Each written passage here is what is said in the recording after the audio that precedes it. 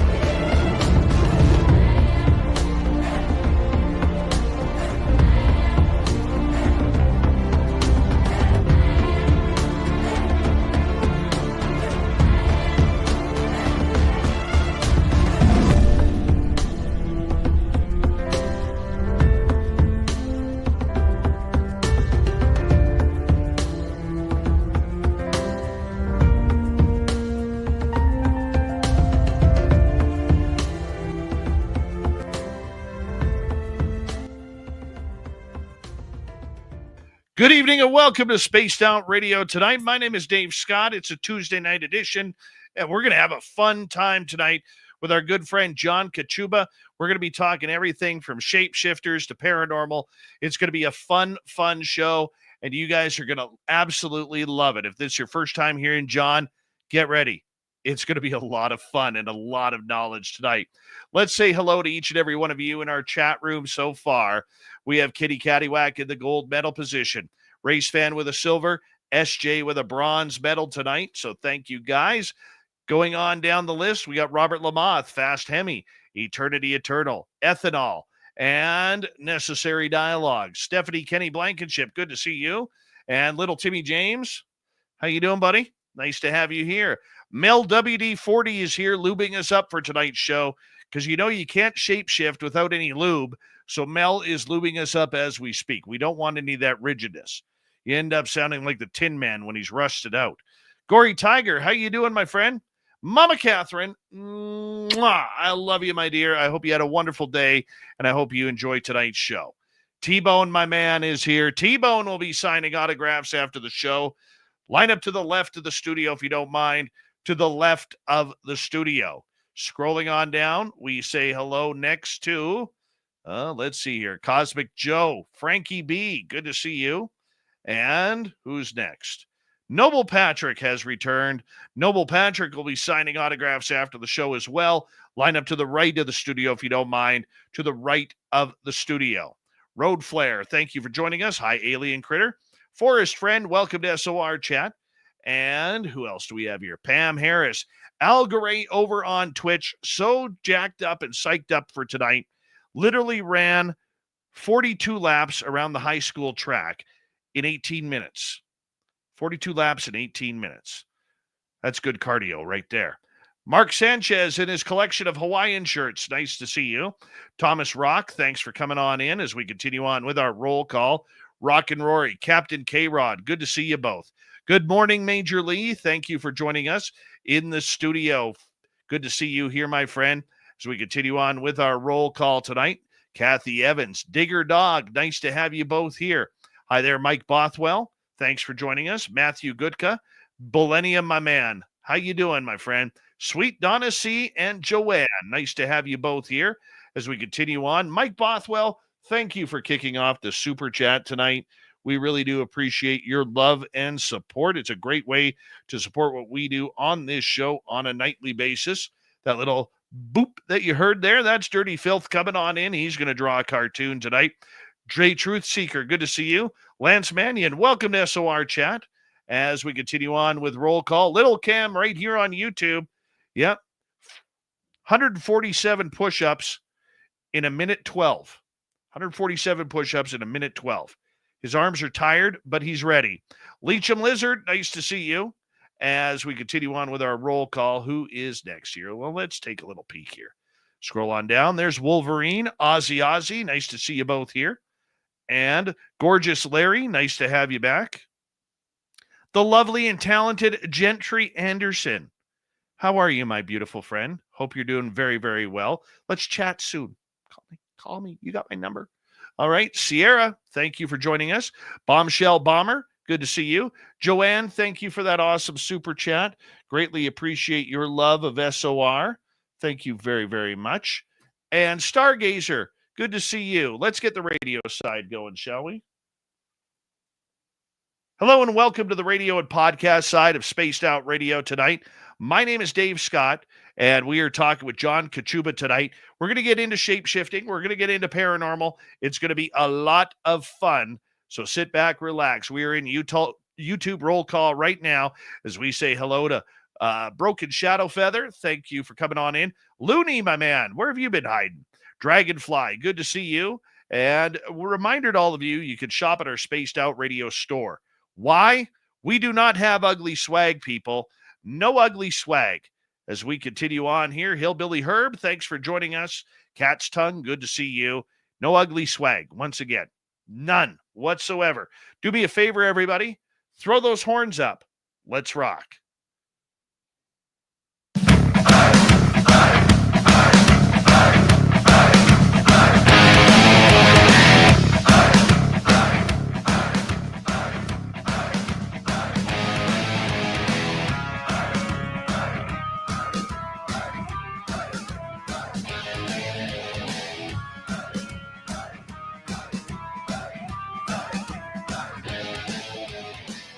Mountains of central British Columbia to you listening around the world. This, my friends, is Spaced Out Radio. I'm your host, Dave Scott, sitting in the captain's chair of SOR headquarters. We welcome you to tonight's show on our terrestrial affiliates around North America, digitally on every major podcast network. Our website, spacedoutradio.com. We have a plethora of features for you. Lock out, read the newswire. Check out our swing as well. You can follow us on X at Spaced Out Radio, Instagram at Spaced Out Radio Show, and on Patreon at the Space Travelers Club. Tonight's show is brought to you by Chive Charities. Help make the world 10% happier. Visit Chive Charities today. You can find them on our website.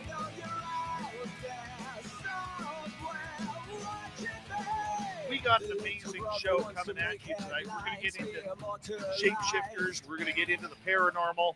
Author John Kachuba is our guest. We're going to enjoy our night with him. Then in hour number 3, we're going to have Swamp Dweller kick things off.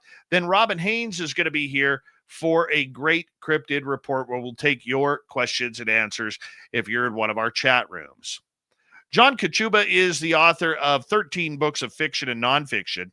His most recent book is The Bottle Conjuror, pardon me. I got to check my eyes there every now and again. A historical fantasy novel. Haycorn Smith and the Castle Ghost is a paranormal novel for middle grade readers. Other novels include Dark Entry and The Savage Apostle. As Shapeshifters, A History was a 2020 Bram Stoker Award finalist.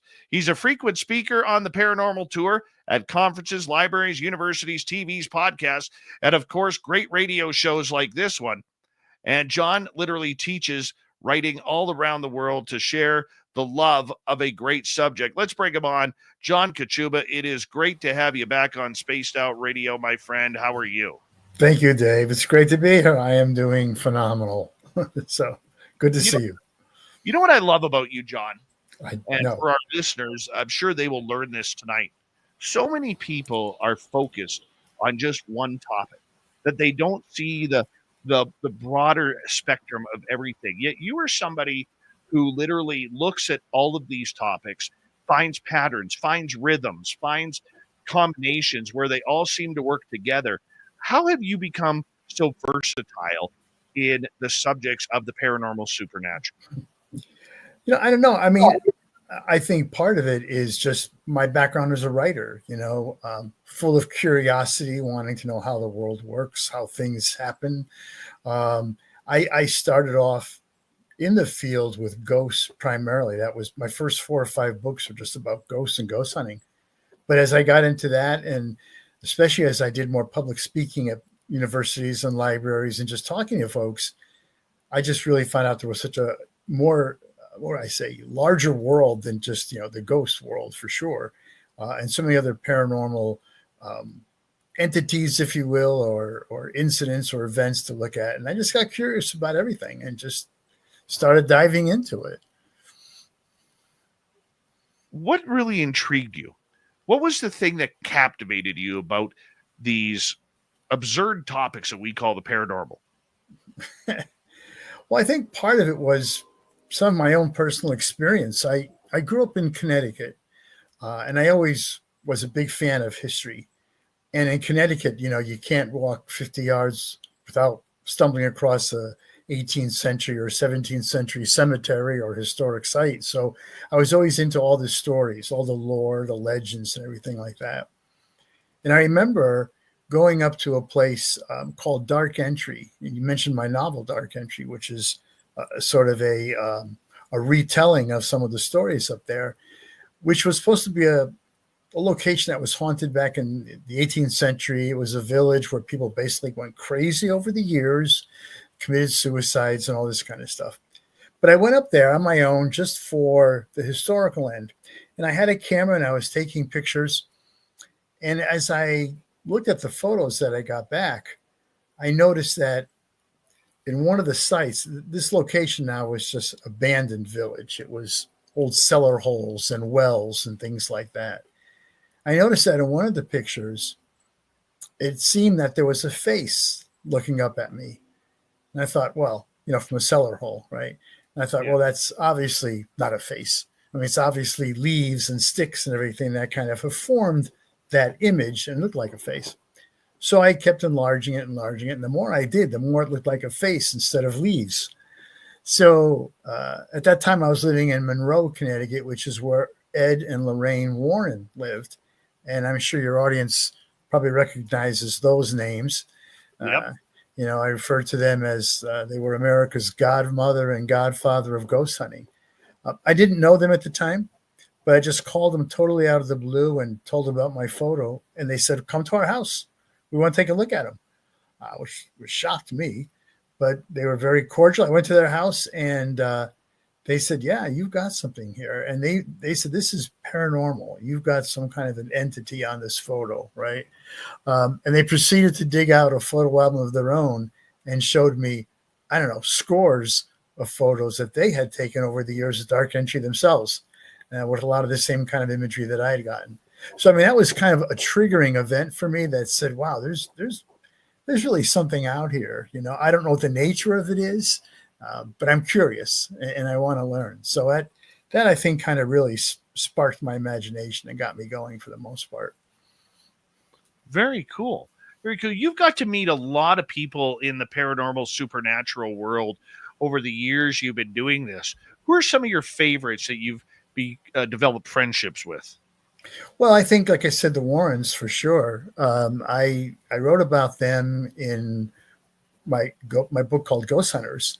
I did an interview with them at their house at one point, and it was quite an experience because they were very religious people, very strict Catholics, and their house was like a shrine inside, and it was for protection.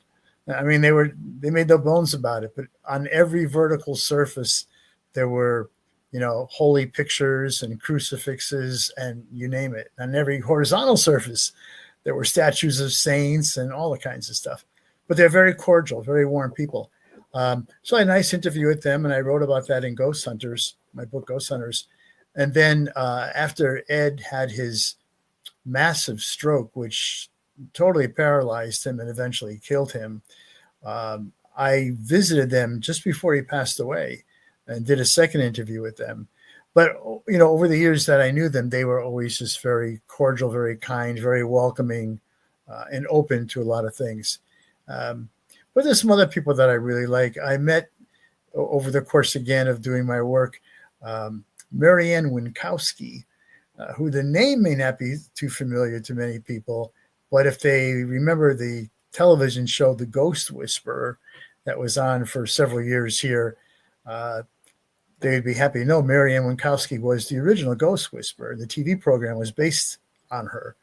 So I spent some time with her and learned about her experiences and how she was able to see dead people. Literally, I see dead people. I mean, that was her from the age of 3 on to, her entire life. So yeah, there was a bunch, and I've been on. I met some of the more colorful people on some of the ghost programs that you see at different conventions and conferences and things. Jeff Bellinger back in Connecticut, who's a big paranormal guy, and has some friendships with him too. So yeah, it's been really interesting. And I got to say, all the people that I've met have been just so welcoming, so cordial, so helpful in so many ways. What makes this field special and unique to you? Because there's a lot of great people. There's an immeasurable amount of great stories out there. Yes, there's some bad apples. There is in every field. But what makes this great for you? Well, I think two things. I think we said it again. I think the people, for one thing. I belong to the Horror Writers Association, which probably is no surprise. And I've also belonged to some other writers groups or associations. And the Horror Writers Association, again, because of the people, is a group that is extremely outgoing and generous and welcoming and helpful. So I think that's an important part in this field. And I think the reason why people are that way is because we're all seeking answers to mysteries that are deep mysteries and complex mysteries. And nobody really has the straight dope on it. Nobody has the answers yet.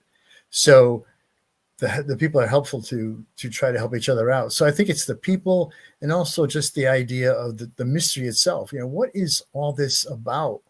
The whole idea of, I'm just going to say the paranormal in general, whether we're talking about cryptids or ghosts or aliens or whatever it might be, I'm sort of lumping that all together as paranormal. And people are asking questions about all these elements and what they mean. And it's an ongoing search. And I just think it fascinates people. It fascinates me. What do you find the most fascinating about this field?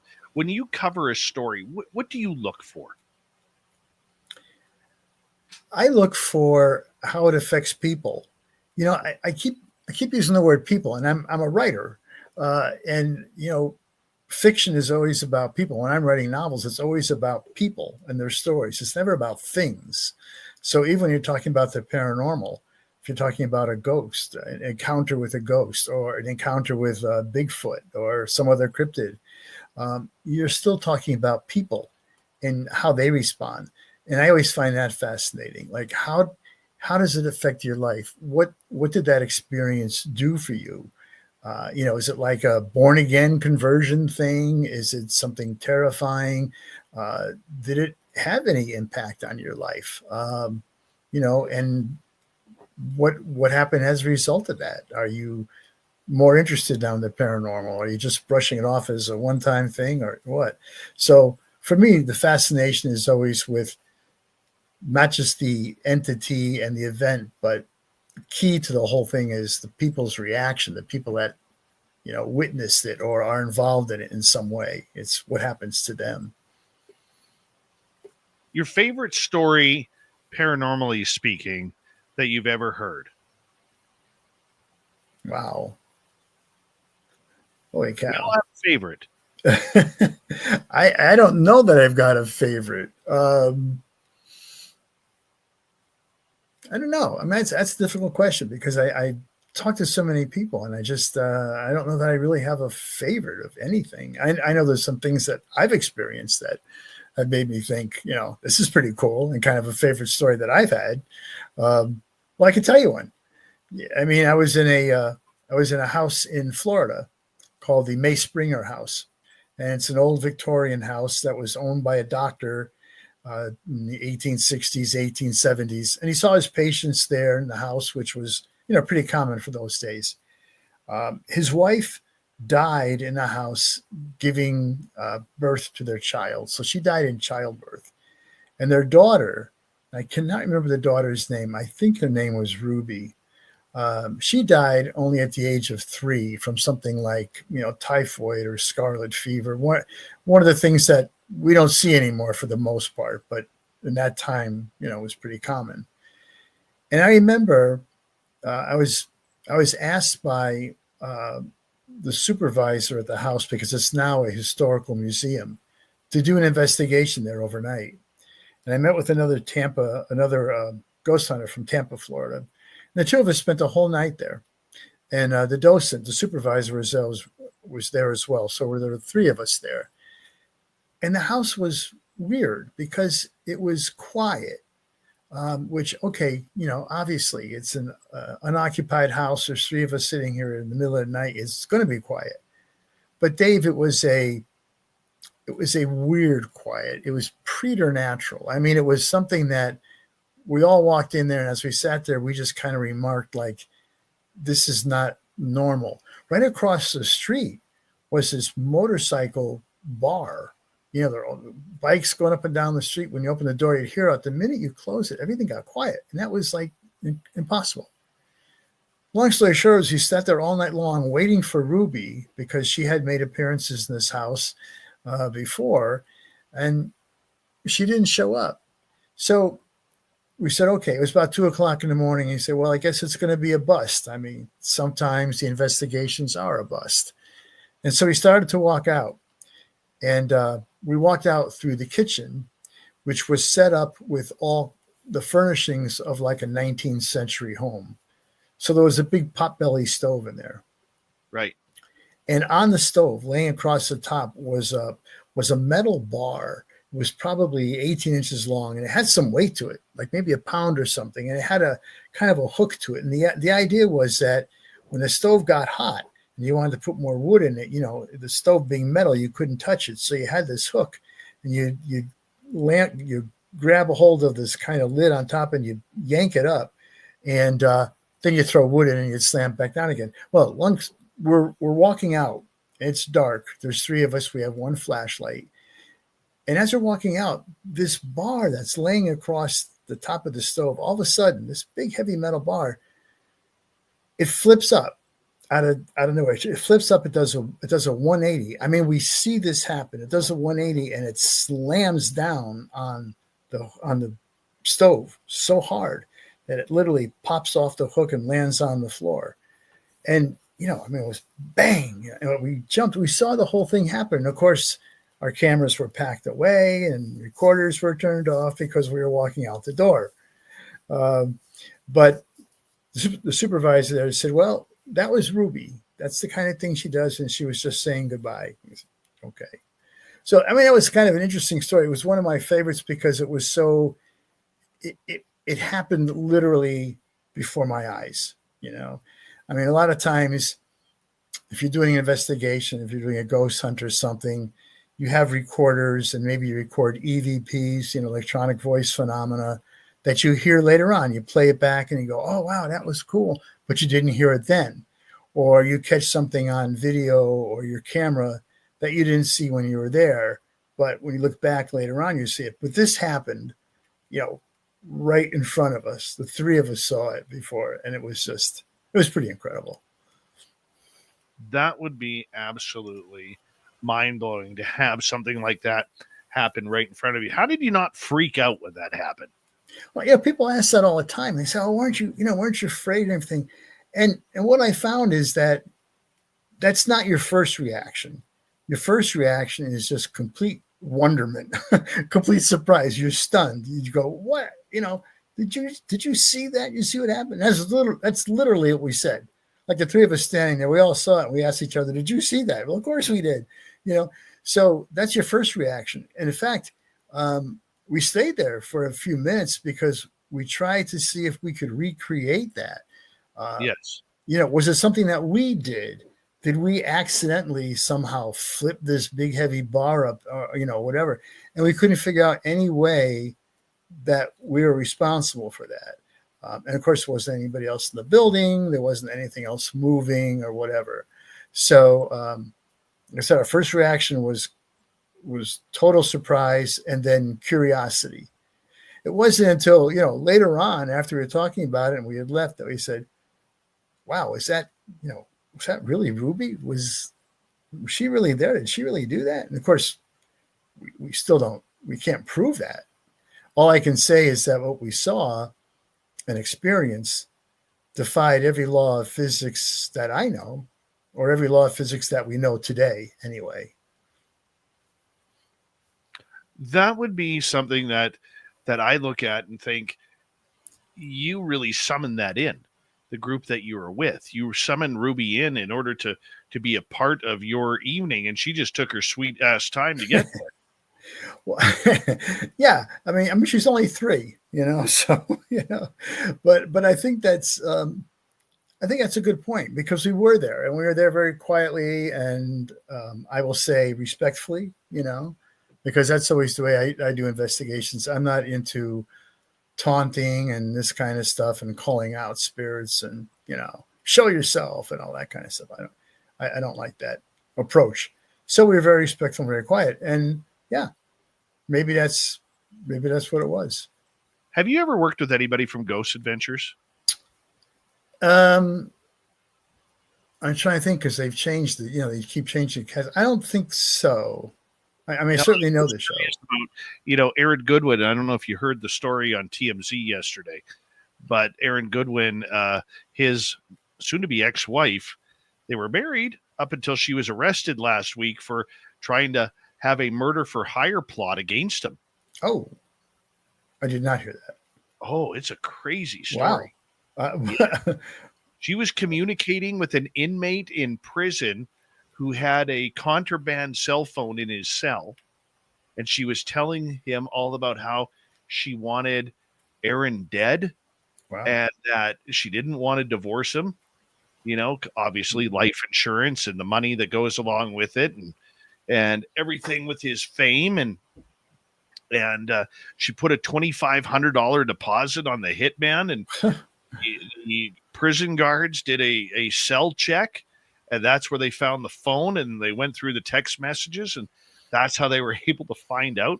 Now wow. She's in jail on $100,000 bail that she hasn't posted yet. I mean, it's crazy. I have no idea. I don't know. I don't know what to say to that. I mean, it's okay. I figured a little bit of drama, a little bit of paranormal drama there. Right. We got about 2 minutes to go before we have to go to break at the bottom of the hour. John Kachuba is our guest tonight. We're going to start kind of pushing in towards one of the topics we want to talk with you tonight, and that is shapeshifters. For people who may not know what a shapeshifter is, we'll get into that in the next half hour. But how did you come across this topic? Why was it intriguing for you to write about? I think the way it came about is, as I said earlier, I do a lot of public speaking, at different venues. And frequently people tell me their ghost stories and everything else. But so often I would hear them talk about something that I would say, what doesn't sound quite like a ghost, because they would talk about sort of changes that they would see or whatever. And I started thinking that it sounds more like you're talking about shapeshifters. So I just got more interested because I was hearing about it. It seemed like more often. So I just started doing some research into it. And as I did that, I discovered that, the world of shapeshifters is immense. When we think of shapeshifters, we think of the quintessential werewolf or vampire, But in my research, I found that since ancient times, since prehistoric times up to today, there's always been shapeshifter characters in cultures all around the world, literally thousands of different kinds of shapeshifters. So that fascinated me. And I wondered what that said, going back to, as I said earlier, about connecting it to people. What does that say about us as people, that we need to have some kind of a transformative figure in our folklore, our mythology, our religion, and that seems to be universal in every culture. So that was the triggering, I think, mechanism for me to really get into it and say, I want to write a book about this. And I did a lot of research. I was in 7, 8 countries, in Europe and everything, doing research on it. So it took some time, but it was fascinating. John Kachuba continues with us learning about shapeshifters when we return on Spaced Out Radio. John's website, johnkachuba.com. You can find all of his books there and on any major online store.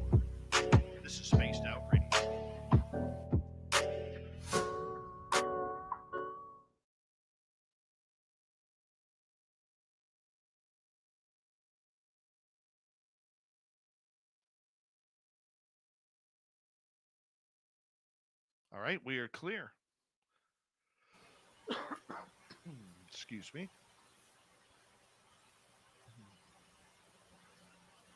Here we go. That was a fast half hour. Yeah, it was.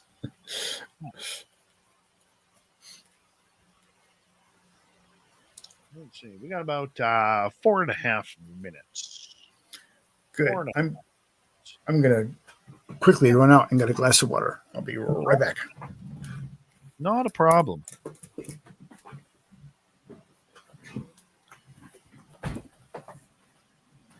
Erica Garcia, welcome back.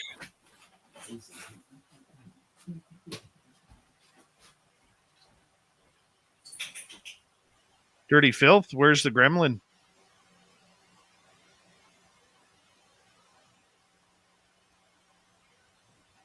By the time he finds his microphone, we're going to be back on air.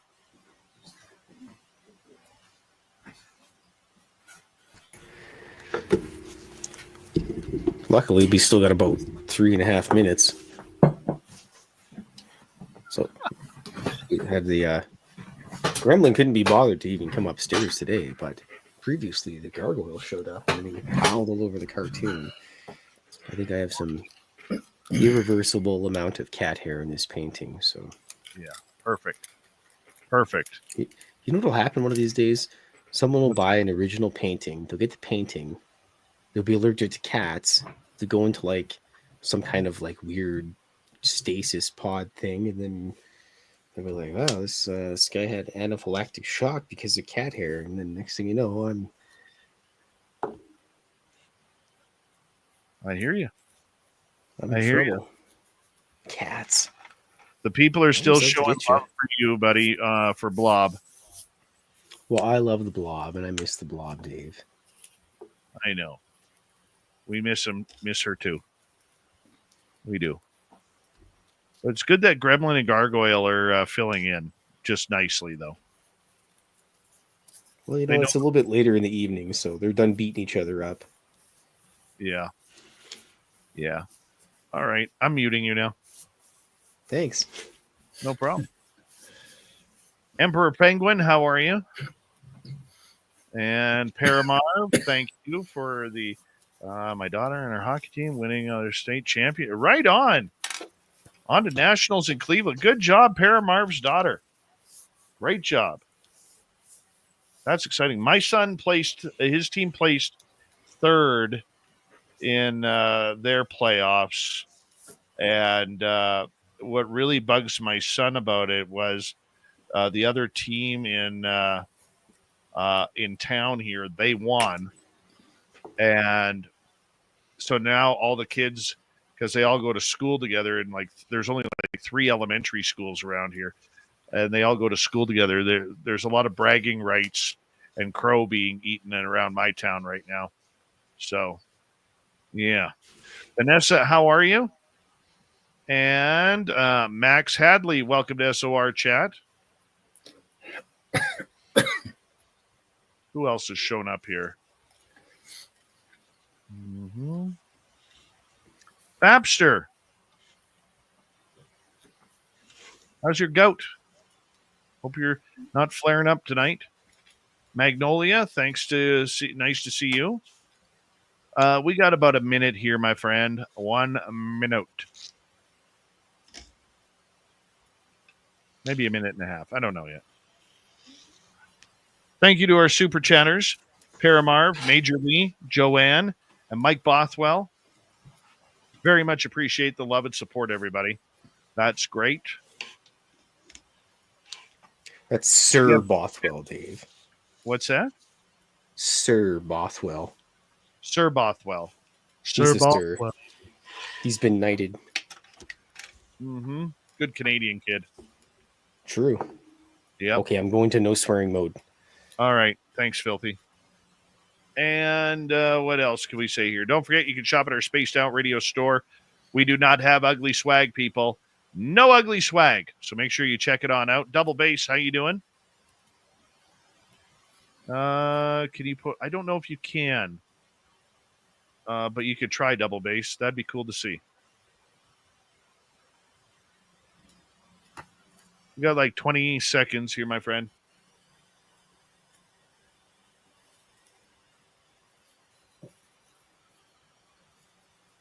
Ten seconds.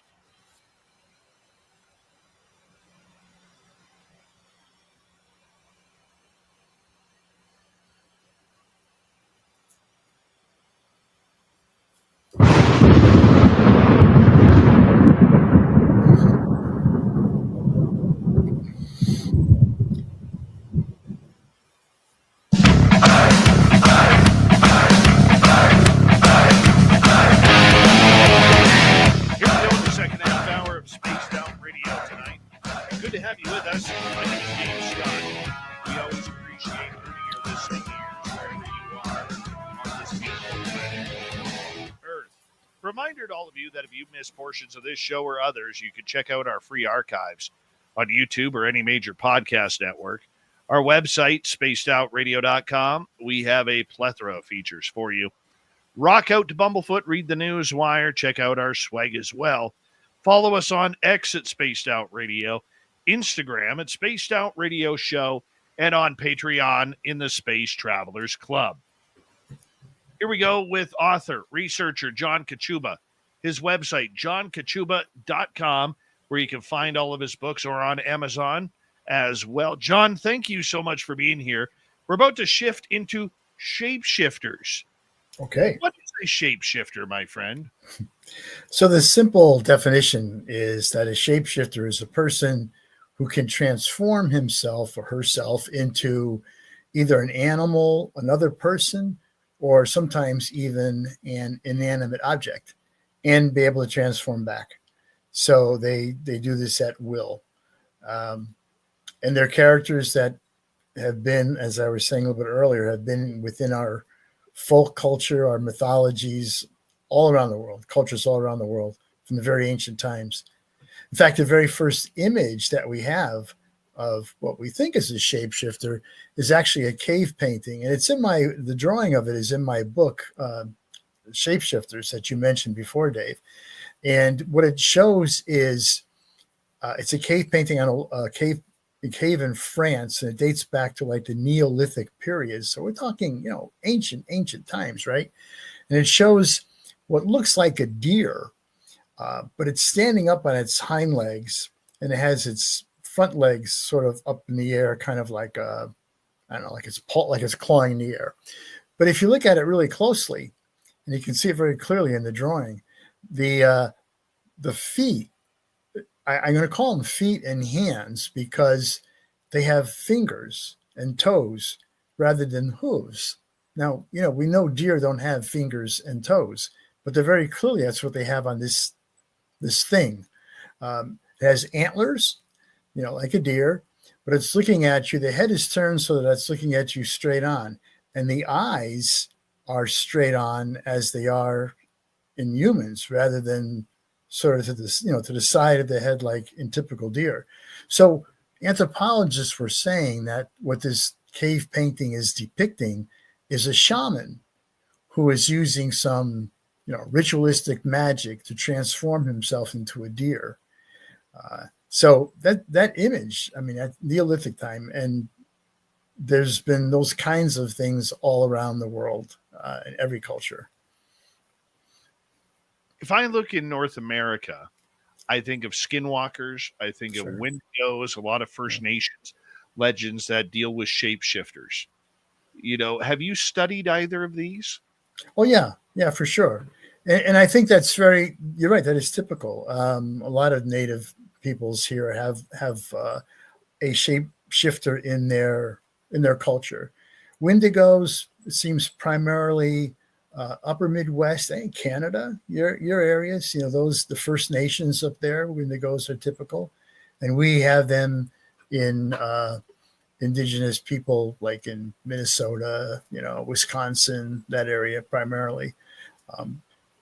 The skinwalkers figure more in the southwest part of America. So more among like the Utes or the Dene people. Their culture really is rich in that whole skinwalker, figure. So, yeah. Do you believe that whether it's Wendigo or Skinwalkers, when it comes to the First Nation legends and stories like this, that there is an amount of truth to what their history tells? That's a tough question, because I'm not sure that the original characters, like whoever came up with the idea or said there are Wendigos, there's some, how would I say this? There's some theories that a lot of those stories are more to teach lessons, like the morality lessons. So, for instance, the Wendigo typically is like almost like a hungry ghost, if you know the hungry ghost spirits, going back to paranormal stuff again, in that it's usually a figure of some person who has committed suicide, or in some ways has, basically suicide. But they hunger. They're cannibals. They will, they'll eat people, and so there's kind of sort of a morality lesson that grows up around a figure like that as to behavior issues. I think it's the same thing with the Skinwalkers. I'm not sure if they were ever based on, like, okay, we're seeing Skinwalkers running up and down the plains here or not. I think they more arrive from kind of mythology and moral lessons, which is typical actually of shapeshifters in a lot of cultures, is that they are designed to teach a lesson, behavior, to establish some norms for society. You don't want to do this because then you'll end up being like a shapeshifter. So you want to behave. That was an interesting part of the whole research, is finding out not just the sort of, what would I say, the paranormal metaphysical aspect of these things, but how they did shape a culture's beliefs, and also their, sometimes, like I say, their sense of morality, their sense of laws, their sense of what was right and wrong. What about with Wendigos? I mean, this almost like beforehand when you were talking about, the deer head with the antlers and the claws and everything, it sounded like you were describing a Wendigo. Yeah, well, I mean, that's sort of the typical depiction of one, is that it looks usually like some kind of a deer or elk or something along those lines, but usually very emaciated and bony and withered, because they can't eat, they can never be satisfied, their hunger is never satisfied, so they're always wasted. But I think the one in the cave that I was talking about, anthropologists tend to think that was more about what they call hunter magic. So what they mean by that was that they were thinking that it was likely that a shaman of the tribe or whatever would have gotten the hunters together, and they would have said, okay, we're going to go out after elk or deer or something like that. So how do we do that? How's the best way to do that? They said, well, what if we could really get close to our prey, make it easy for us? Well, how would you get close to your prey?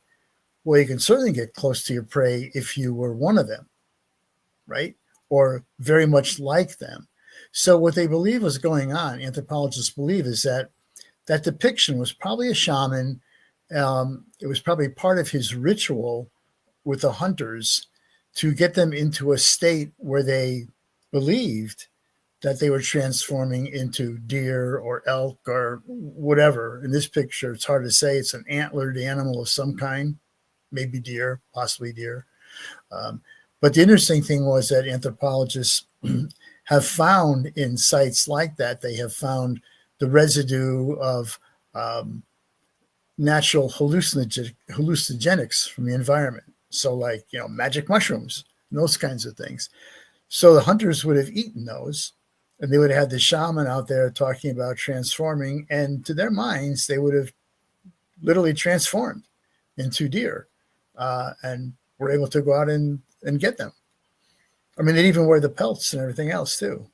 So where does the evil come into play with skinwalkers or Wendigo? Because I know a number of First Nations people, including, one of our favorite guests on this show, a gentleman named Travis William Boostus, who is an indigenous monster hunter. And he says you're not allowed to say the W word more than 3-4 times because that will invoke it to come around. Right.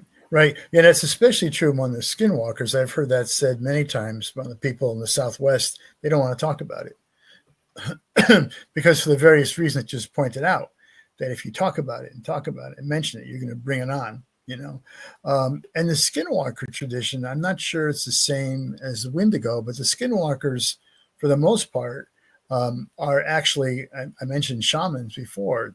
That's what they are. In the Southwest, they're frequently called bruja. They're witches. They're sorcerers, witches, shaman, however you want to refer to it. But they're human beings that are, into the paranormal and the conjuring aspect of it. And the belief is that they can transform. They are shapeshifters. They become skinwalkers. And the skinwalkers usually have no good purpose. They're always shifting for something bad, usually to go kill somebody.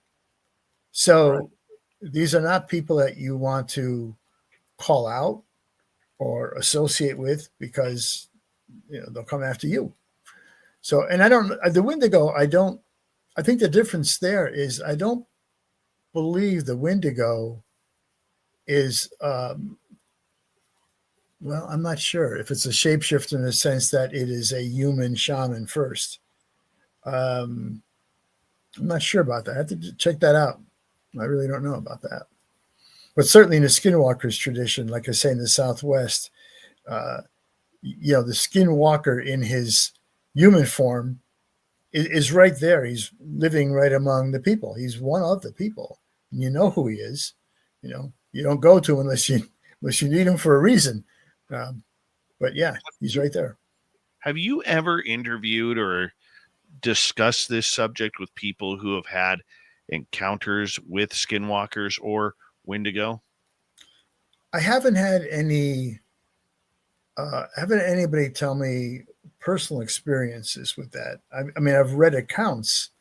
In my research, I found a lot of accounts of people that have had interviews, maybe have had encounters with skinwalkers or Wendigos, but I don't know anybody actually has had a personal experience with that. I wouldn't want to. No, I know.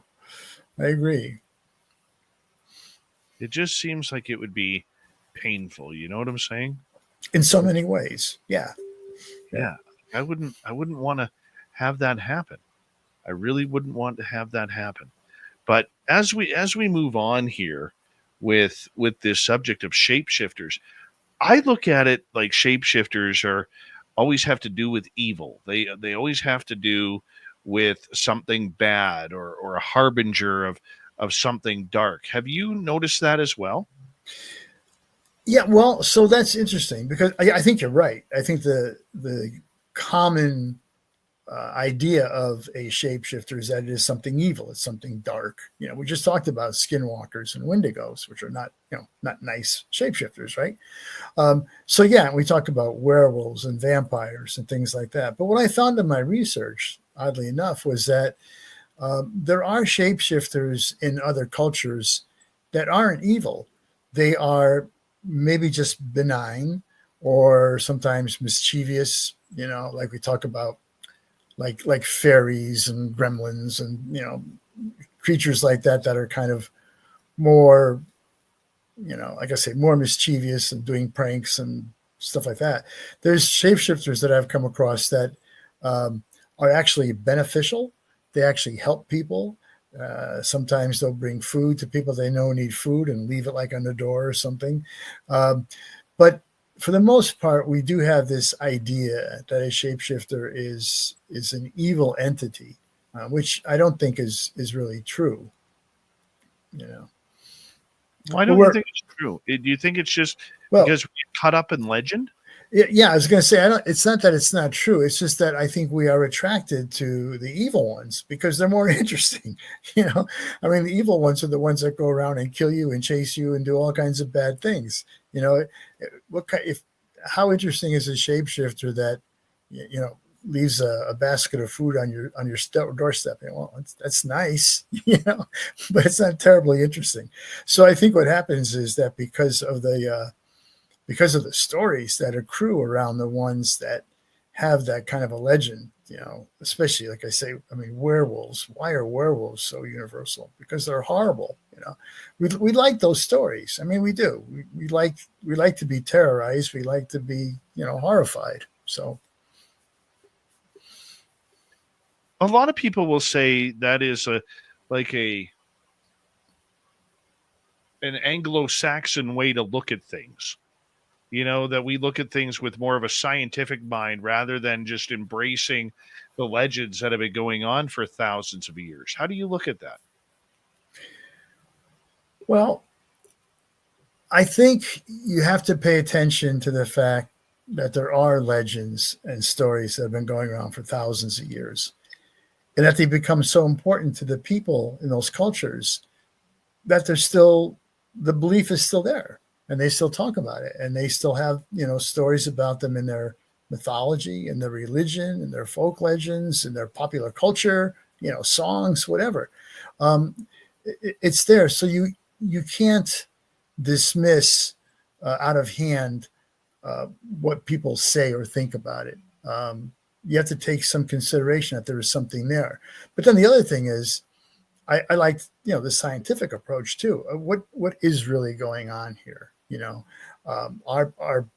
Are people really transforming into other beings? Is that possible? And if so, what does that mean? What does that say about our knowledge of the world, the natural world, and all? So I think you have to do a balance. I think science is definitely important, but I think it's all, the initial, the initial evidence is what's in the folk cultures. The stories originate there, and then science looks at them and says, well, there's something here, or there's not something here.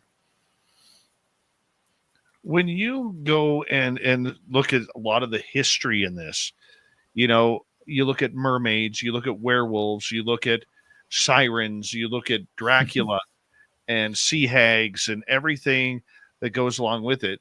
It is all based on fear that these are terrorizing people, that they gain the human trust and take advantage of that for their own evil, wicked ways. Is this the case with all shapeshifters, or are there good shapeshifters out there? Well, that's what I was saying. There certainly are good shapeshifters.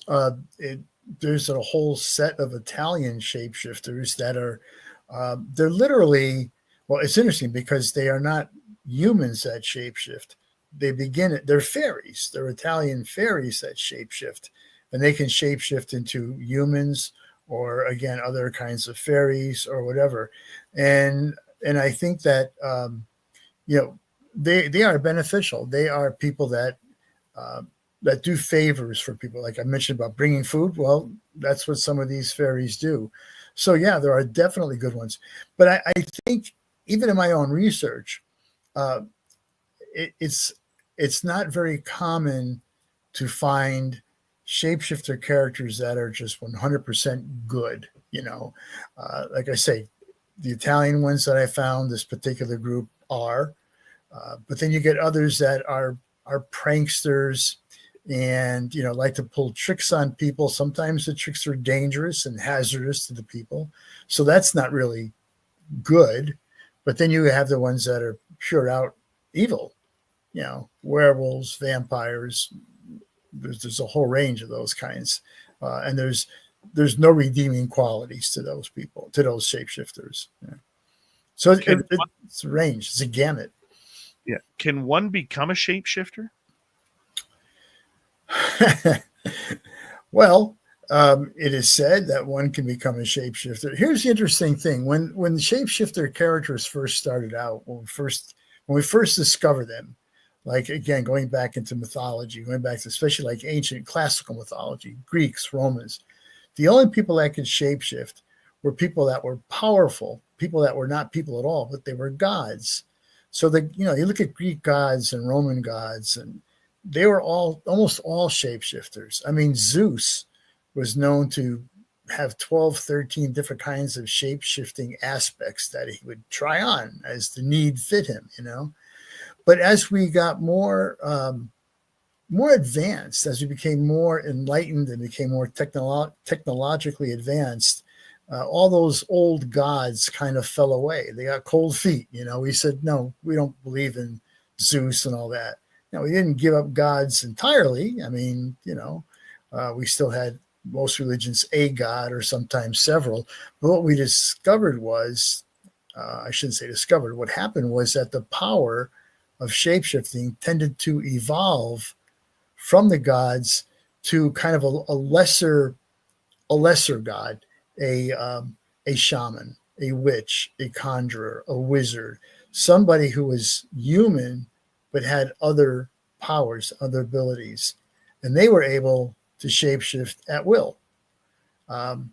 So the common idea about shapeshifting is that the average normal person, me, for instance, I cannot shapeshift. Okay. I mean, I wouldn't know the first thing about how to do that.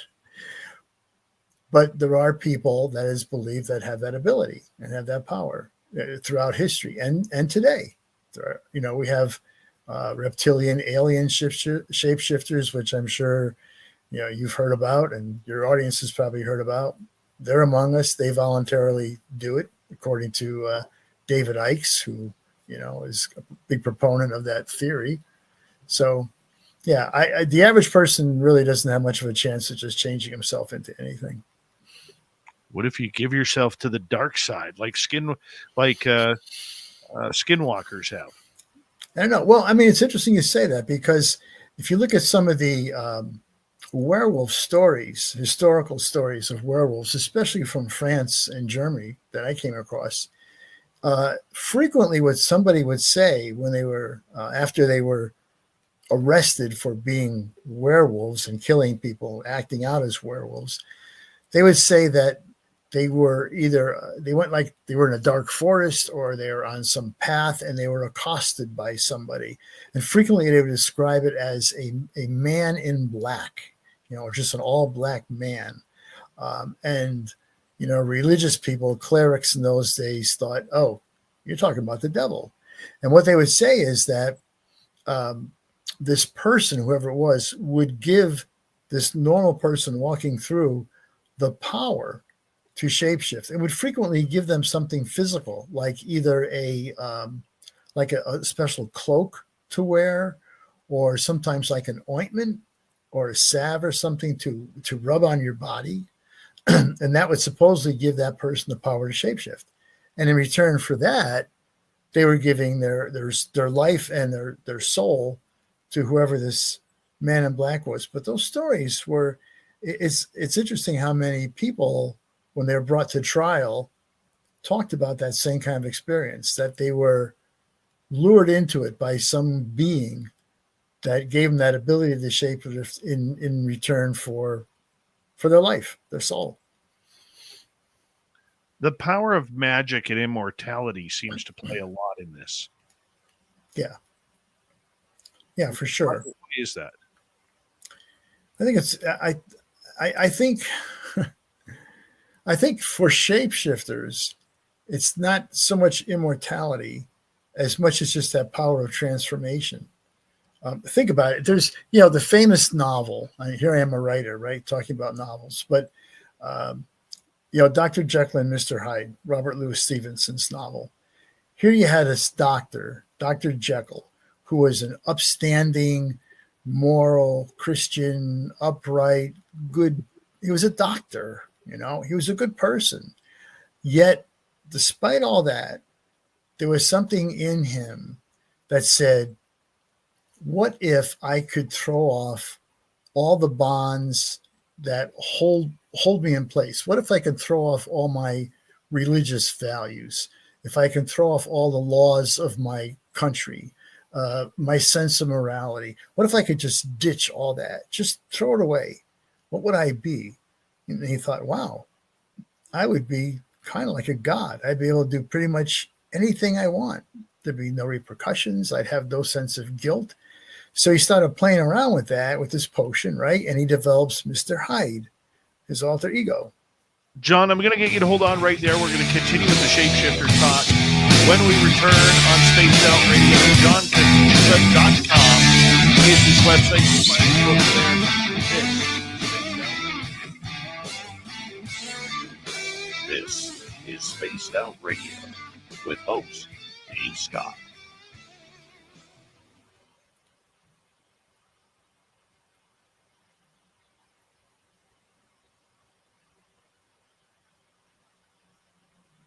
All right, we are clear, John. We're going to take about a 5.5 minute break. We're going to turn things over to the dirty one here. Okay. And we'll be right back, okay? Sure. Oh man, the pressure's on me. All right. Can't disappoint. Well, I hope everyone's having a swell evening. I'm having a good evening. I finished a couple scribbles for some cartoons, and then I got this guy going here. We got Raelian. This is a preemptive.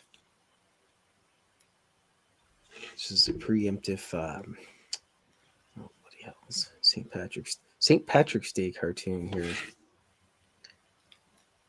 So I'm not very adept at scribbling cartoons and rambling at the same time. Probably work on it. So anyways, here we are. Put the floorboards in. These are the floorboards. I don't know if you can see them or not. If not, then you can just look at the cartoon later. So the floorboards. Those old nails in there. And then we got Raelian, Mr. Black. Raelian says, "Nice time, Mr. Black." Man in Black says, "The Bureau allows a change in tie color once a year." So, at least that's what I've heard from my inside sources. They allow the Men in Black to wear, bloody hells. They allow the Men in Black to wear green ties on St. Patrick's Day. Don't ask how I know that. Can't reveal my sources. That's how it is. All right. Got the floorboards all done. Got a little bit of detail.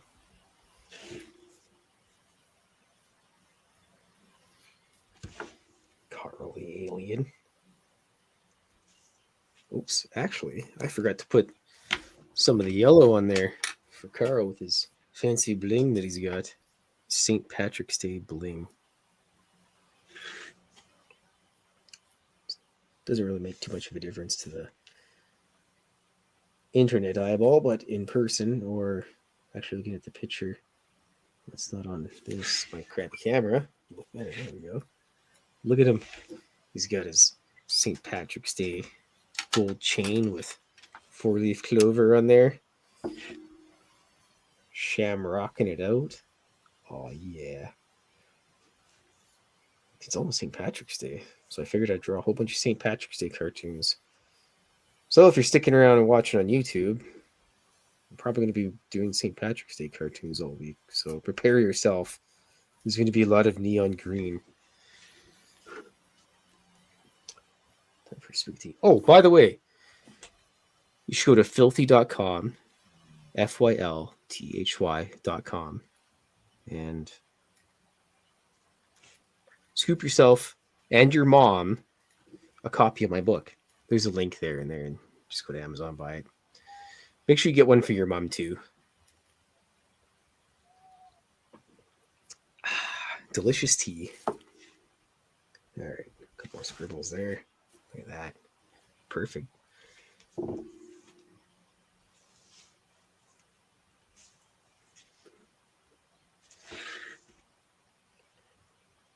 Should add some texture to the floorboards as well.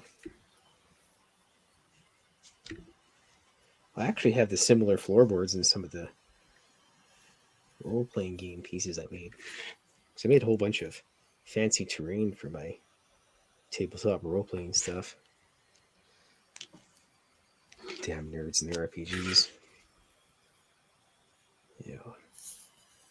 Connect them to the floor a little bit.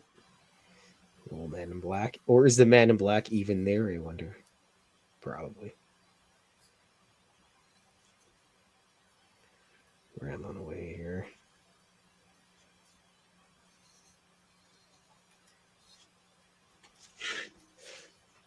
Yeah, it should work out pretty good. I think it's satisfactory. This is a crusty old bar, so there's going to be a crack in the wall. That crack in the wall. Hey, Dave? Yes, Right. I like it. That's old school right there. I know. I'm going to go give the cats some snacks. All right. Thank you, Dirty Have a Phil, good night, for your everybody. amazing artistry once again. We love you. Thanks, everyone. Have a good night. All right. Let's say hello to Philip Blair for coming on in for hour 2. Anybody else drop in here? No, you've all been here since hour 1. Very cool. Very cool. We're going to get some questions here coming up in a little bit. And a big thank you tonight to T-Bone, Mama Catherine, Paramarv, Major Lee, Joanne, and Mike for the super chats. Greatly appreciate the love and support. Shaq Valet, how you doing over on X? Let's give Phineas a shout out as well. Thank you for joining us tonight. And we're going to get going in about 15 seconds. And a big thank you, of course, to everybody who shops at our Spaced Out radio store and is not wearing ugly swag out there. Make sure you go shopping there. We do not have ugly swag, people. No ugly swag. We're going to continue with hour 2 right now.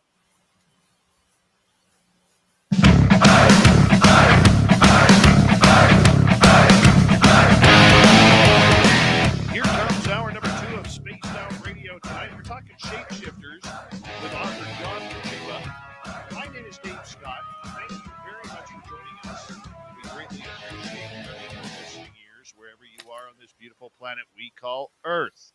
Hello to everyone listening in on our terrestrial affiliates around North America, digitally on every major podcast network, our website, spacedoutradio.com. We have a plethora of features for you.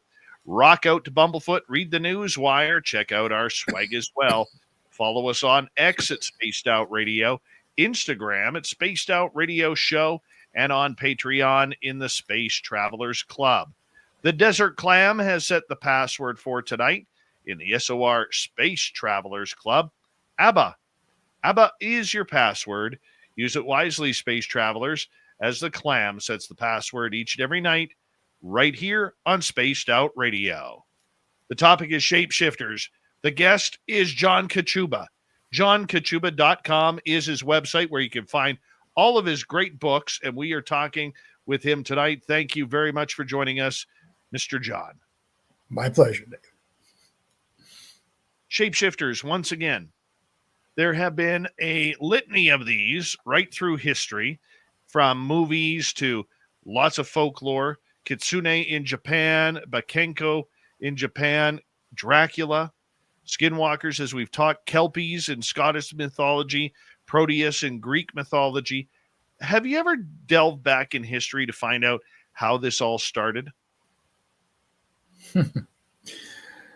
I couldn't tell you how it all started, except that I just think that there is a human tendency to be interested in transformation. And what I mean by that is that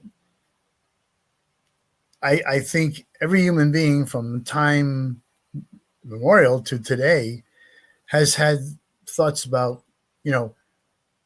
what it could be like if I was as strong as like a superhero, or what if I was invisible, or what if I could be like a beast, like a lion.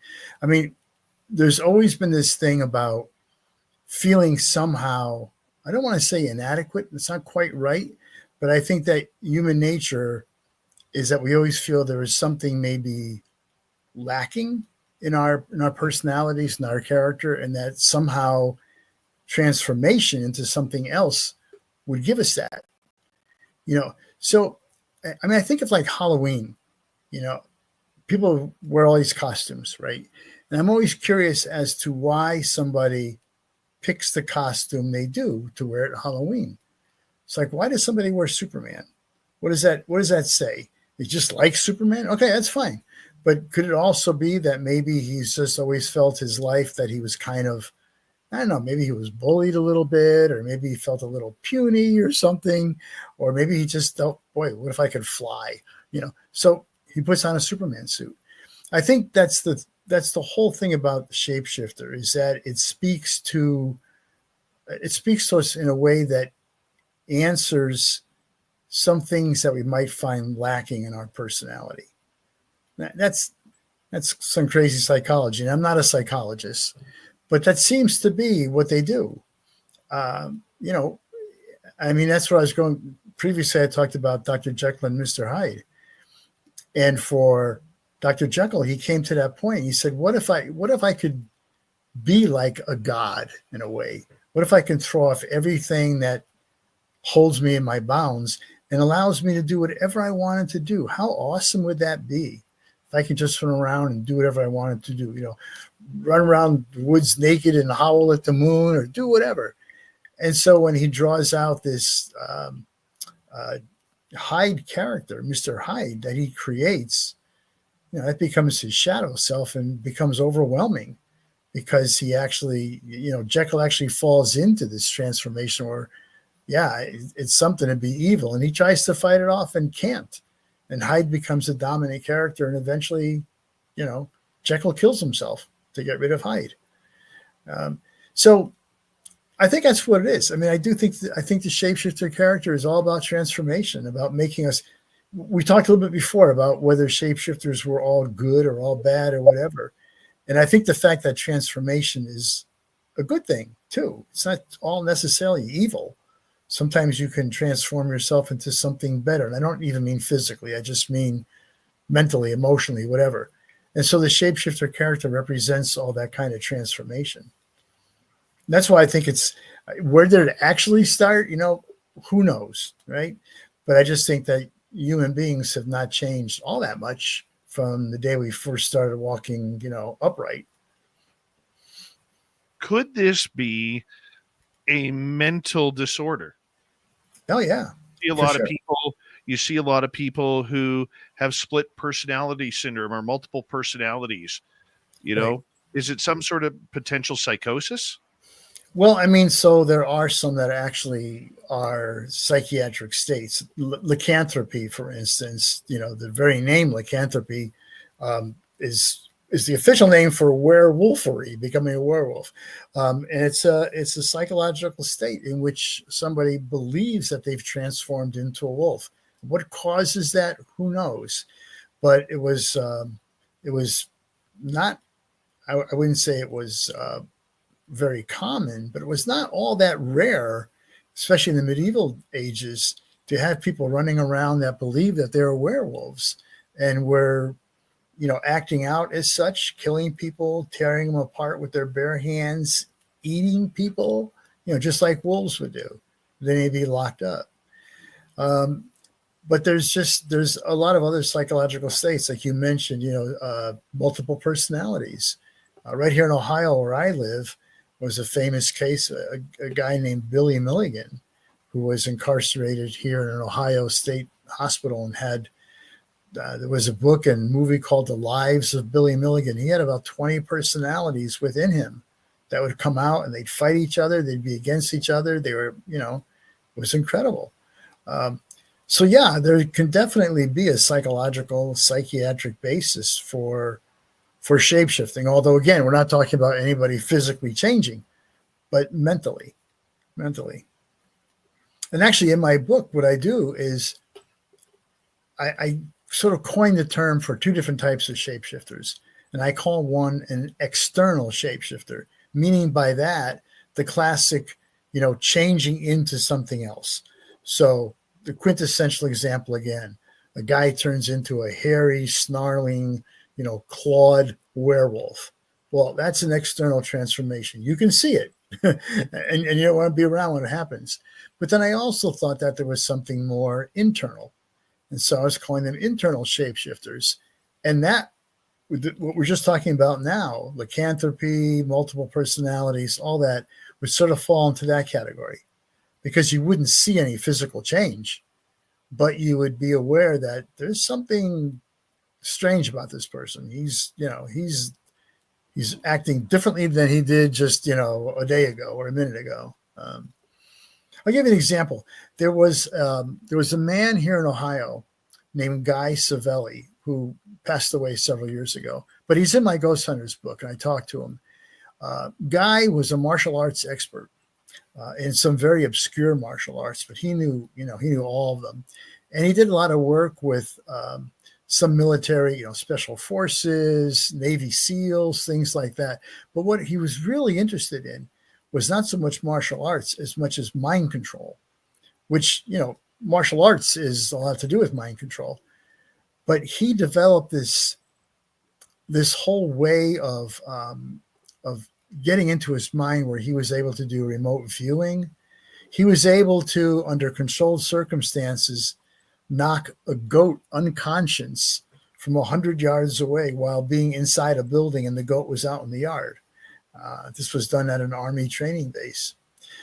But I had a story from one of his students that he and Guy were in a bar someplace. And some other guy in the bar, some drunk, for whatever reason, came over to Guy's table and just started mouthing off. Big wise guy, hey, what are you doing here? Get out of my bar and all this kind of stuff, getting into Guy and the student's faces. So the student says that I watched this. He said, Guy just stood up. So all he did, he just stood up and he just looked at this drunk eye to eye. The next thing you know, the drunk's face went white and his eyes opened up wide and he backed away and he started stuttering. Okay, hey man, okay. And he took off. Guy didn't do a thing except just stand there. I said, well, what do you think that was? And the student said, well, I don't know how to describe this. He said, but I saw it. And all I saw when I looked at Guy, I don't know what I was seeing, but I saw the face of a tiger, right? You hear the Eye of the Tiger thing. Remember that song, Eye of the Tiger? Yes. So, yeah. So what happened there? I mean, the guy did not grow stripes on his body and claws and everything else, but the student said he saw the face of a tiger. Now, and even the student said, I don't know if that's what I really saw, but that's the image that came across to me. Well, and it was projected to the drunk too, because he saw something that he didn't like and he backed off. But anybody else looking there would not have seen anything except two guys standing there, mouthing off at each other. So what is that about? To me, again, that's like some internal shape-shifting that kind of defies even the other types I talked about. It sounds to me like some kind of power that Guy was able to develop mentally. Almost like a magician, like a hypnotist or something along those lines, maybe. So yeah, there's all kinds of shapeshifters, and that was the whole idea behind my book, is that once I started going through the classical ones and finding the werewolves and the vampires and all these other ones, I started thinking about, well, what about some of these other characters? What about a serial killer? What about somebody like Ted Bundy, who for all practical purposes appeared as this nice, clean-cut collegiate guy who would help a little old lady cross the street, help you put your groceries in the trunk of your car, and then murder you. And what was that about? What was that shift? What was going on inside his mind, inside his body, that made him live two lives like that? So I really broadened the category of shapeshifter when I wrote the book, which, makes it interesting. Ted Bundy would be the classic example of a Jekyll and Hyde. Yeah. Well, yeah, exactly. I mean, that's it. For everybody that knew him or had, an encounter with him, other than the people that got killed, would say he was a nice guy, clean cut. I mean, you've seen pictures of him. He's this clean cut dude. I mean, he's not what we consider a serial, our conception of what a serial killer might look like. And that's how he was able to be so successful. He befriended people. They liked him. And then he'd turn on you. That was it. Well, does bloodlust have anything to do with it? Bloodlust? I don't know. You're going to have to define what you mean by that. The addiction to blood, the addiction to harming people, whether it's a werewolf, whether it's a serial killer, whether it's, some sort of dynamic, mermaids, when they're in the water luring men into the water to, eventually drown them. You know, there seems to be a bloodlust around this. Well, I'm not sure I'd go so far as to say bloodlust, but because I don't think every shapeshifter is a killer, you know. But there is something to that. There are vampires today. I to be respectful, they don't call themselves vampires. They call themselves sanguinarians. But they live on blood. They live on human blood. They ingest human blood. They have volunteers that literally donate blood to them. And this is all done under hygienic, circumstances, as if you're donating blood at a Red Cross center. And there's contracts signed that say, okay, I'm going to donate blood to you and all this. Now, these people are not killers, but they say they need blood to live, which was the, sort of the motif about vampires today. They needed human blood to survive. Although the original vampire stories had nothing to do with human blood. They were living on what was sometimes just called the life essence or the life force. And it wasn't necessarily blood at all. That comes in later after Bram Stoker. But anyway, so to your point, yeah, maybe, I think bloodlust might be a little bit strong, but in some cases, yeah. I get that. Let's get to some audience questions here, because I do want to talk some paranormal a little bit in the show. And I know there's a few questions here. Let's start off with Mike. Oh, wrong question. That's for later. Tartar Sauce is asking, is the shape connected to the shifter or the one who sees it? Yeah. Well, that's a great question. And that's, that kind of goes back to the story I just told you about Guy Savelli, because the drunk and the student saw something, right? Nobody else in the bar did. So in the eyes of the drunk and the student, we don't know exactly what the drunk said he saw because he ran off, but we know the student said he saw a tiger, the face of a tiger. So, yeah, that's the idea. Can a shapeshifter project? I guess that's the word. Do they project an image that the viewer sees as a tiger, as a vampire, as a wolf, as whatever, or is there an actual transformation? And I think it's both.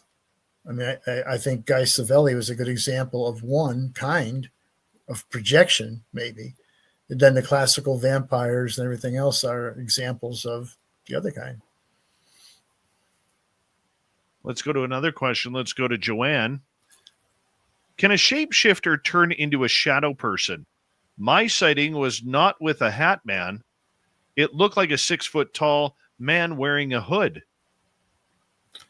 Okay, my sighting was not with a hat man. It looked like a 6-foot tall man wearing a hood.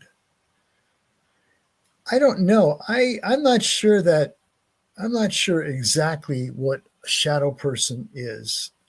I hear different definitions, and I'm not quite sure what that is. I don't know that a shapeshifter would become a shadow person. This is totally just me spitballing here because I really don't know. But everything that I learned about shapeshifters was an actual transformation into something more, something physical, something with substance. Whereas, a shadow person, we don't, really nothing of substance there to speak of. So I don't know. I would guess no, but I don't really know. It's interesting to research that more. All right, let's take a look. Gentry is asking, what is your greatest fear? My greatest fear? Heights. I don't like being up too high.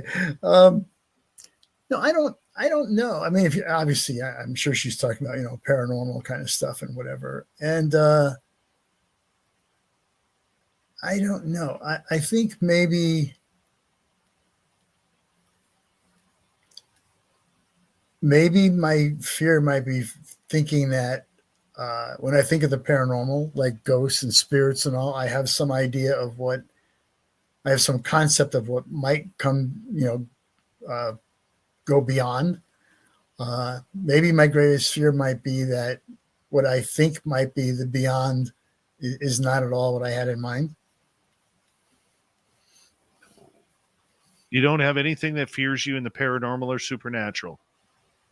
Not really. I mean, I know it sounds like, whoa, hey, he's a tough guy. No, I mean, I said before, the whole thing is curiosity and wonderment and all. And I think that's most what I felt.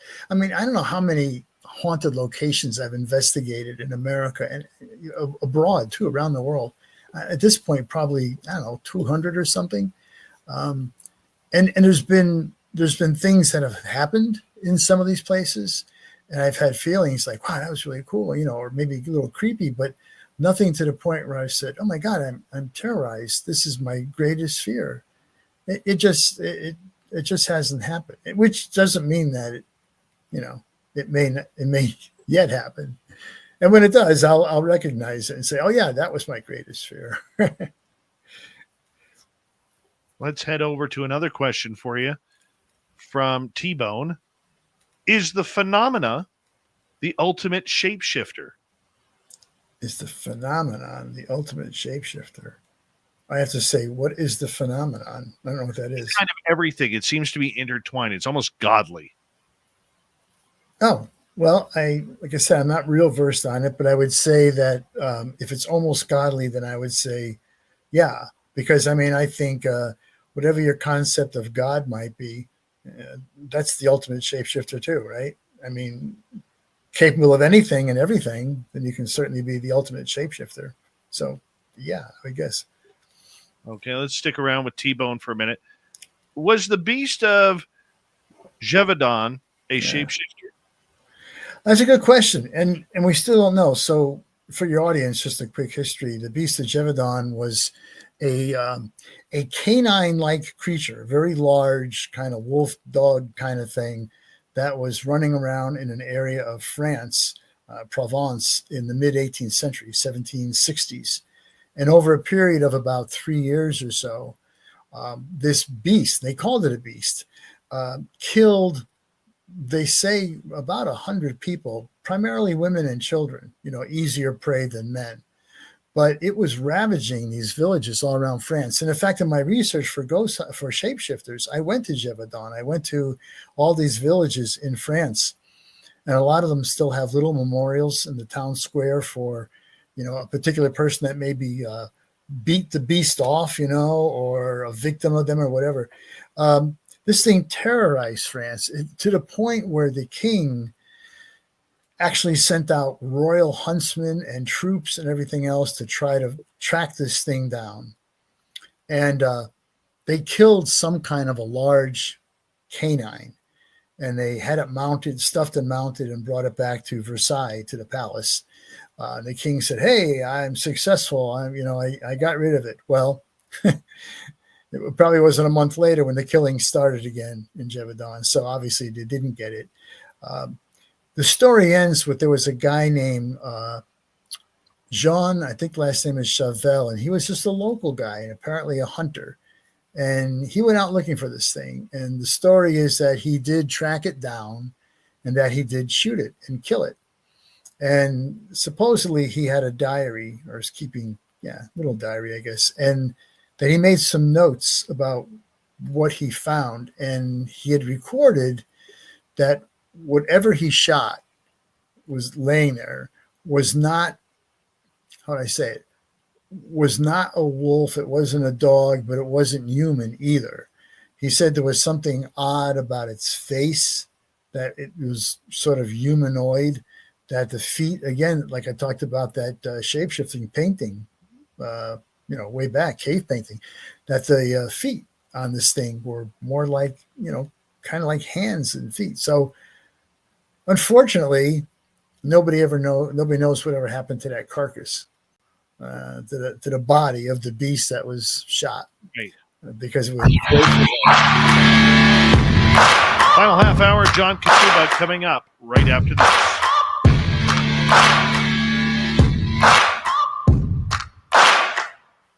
You're listening to Spaced Out Radio with your host, Dave Scott.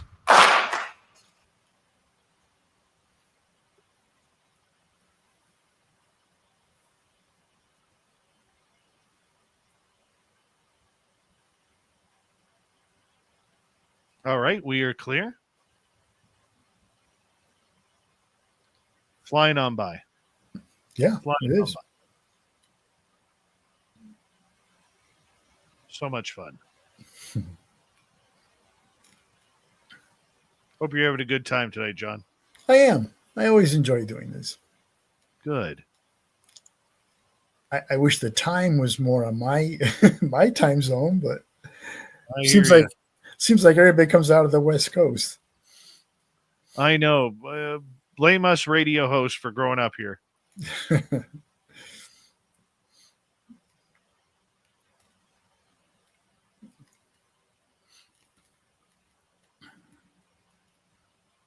When you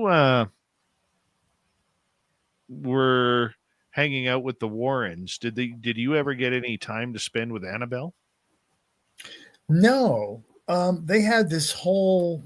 They had kind of like a barn attached to their house, and it was their museum, and they had all kinds of stuff in there. I don't know if they had Annabelle at that time or not. They probably did, but no, I never got a chance to see Annabelle. I think John Zaffis has it now. I think. I don't know. And Zaffis was, he's their nephew, and he's done a lot of paranormal stuff. Yeah. That's still pretty scary. Yeah. Yeah.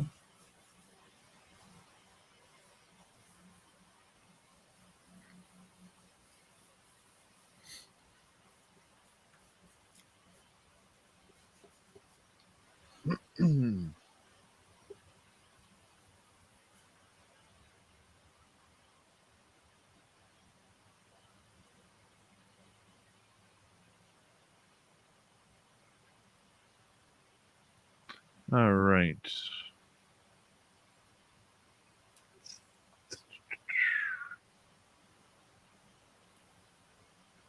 What's next on your list of books? Well, I'm working on that Bottle Conjuror is a trilogy.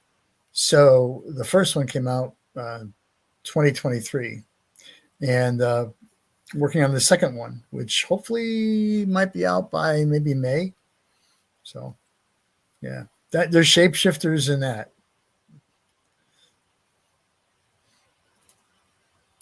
Very cool. Very cool.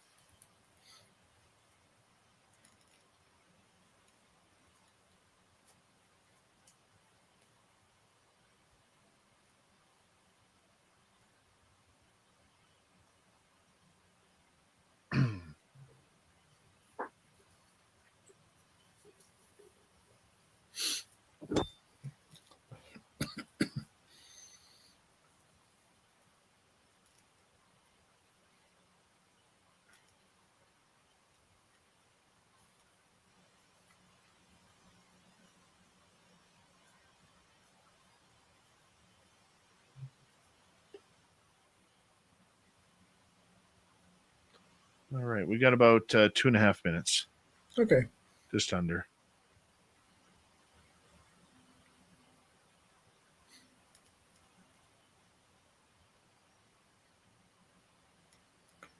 Well, it's always nice to be on a Canadian show to know that we're still friends. Oh, hell. I'm not buying into any of that political BS. No, I know. It's, oh my God. Oh my God. Freaking ridiculous. Yep. Absolutely. It really is. I'm tired of it. That's why I've banned all politics from our program here. Yeah. No, that's a good idea because it's crazy. Mm-hmm.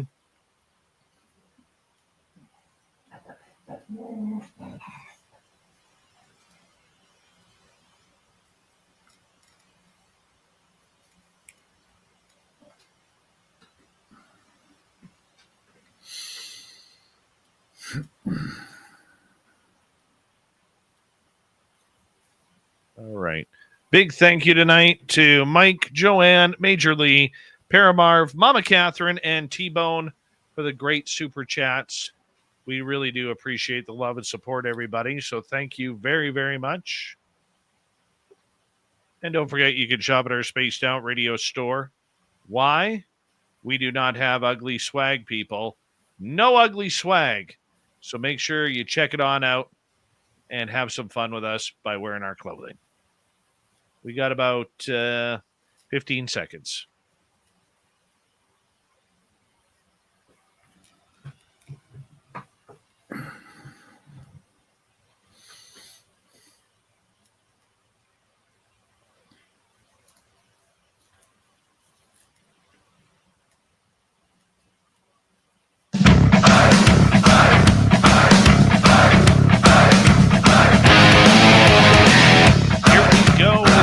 Second half of Spaced Out Radio tonight. Good to have you with us. My name is Dave Scott. We always appreciate earning your listening ears wherever you are on this beautiful planet we call Earth. Hey, we want to remind all of you that if you've missed portions of this show or others, you can check out our free archives on YouTube or any major podcast network.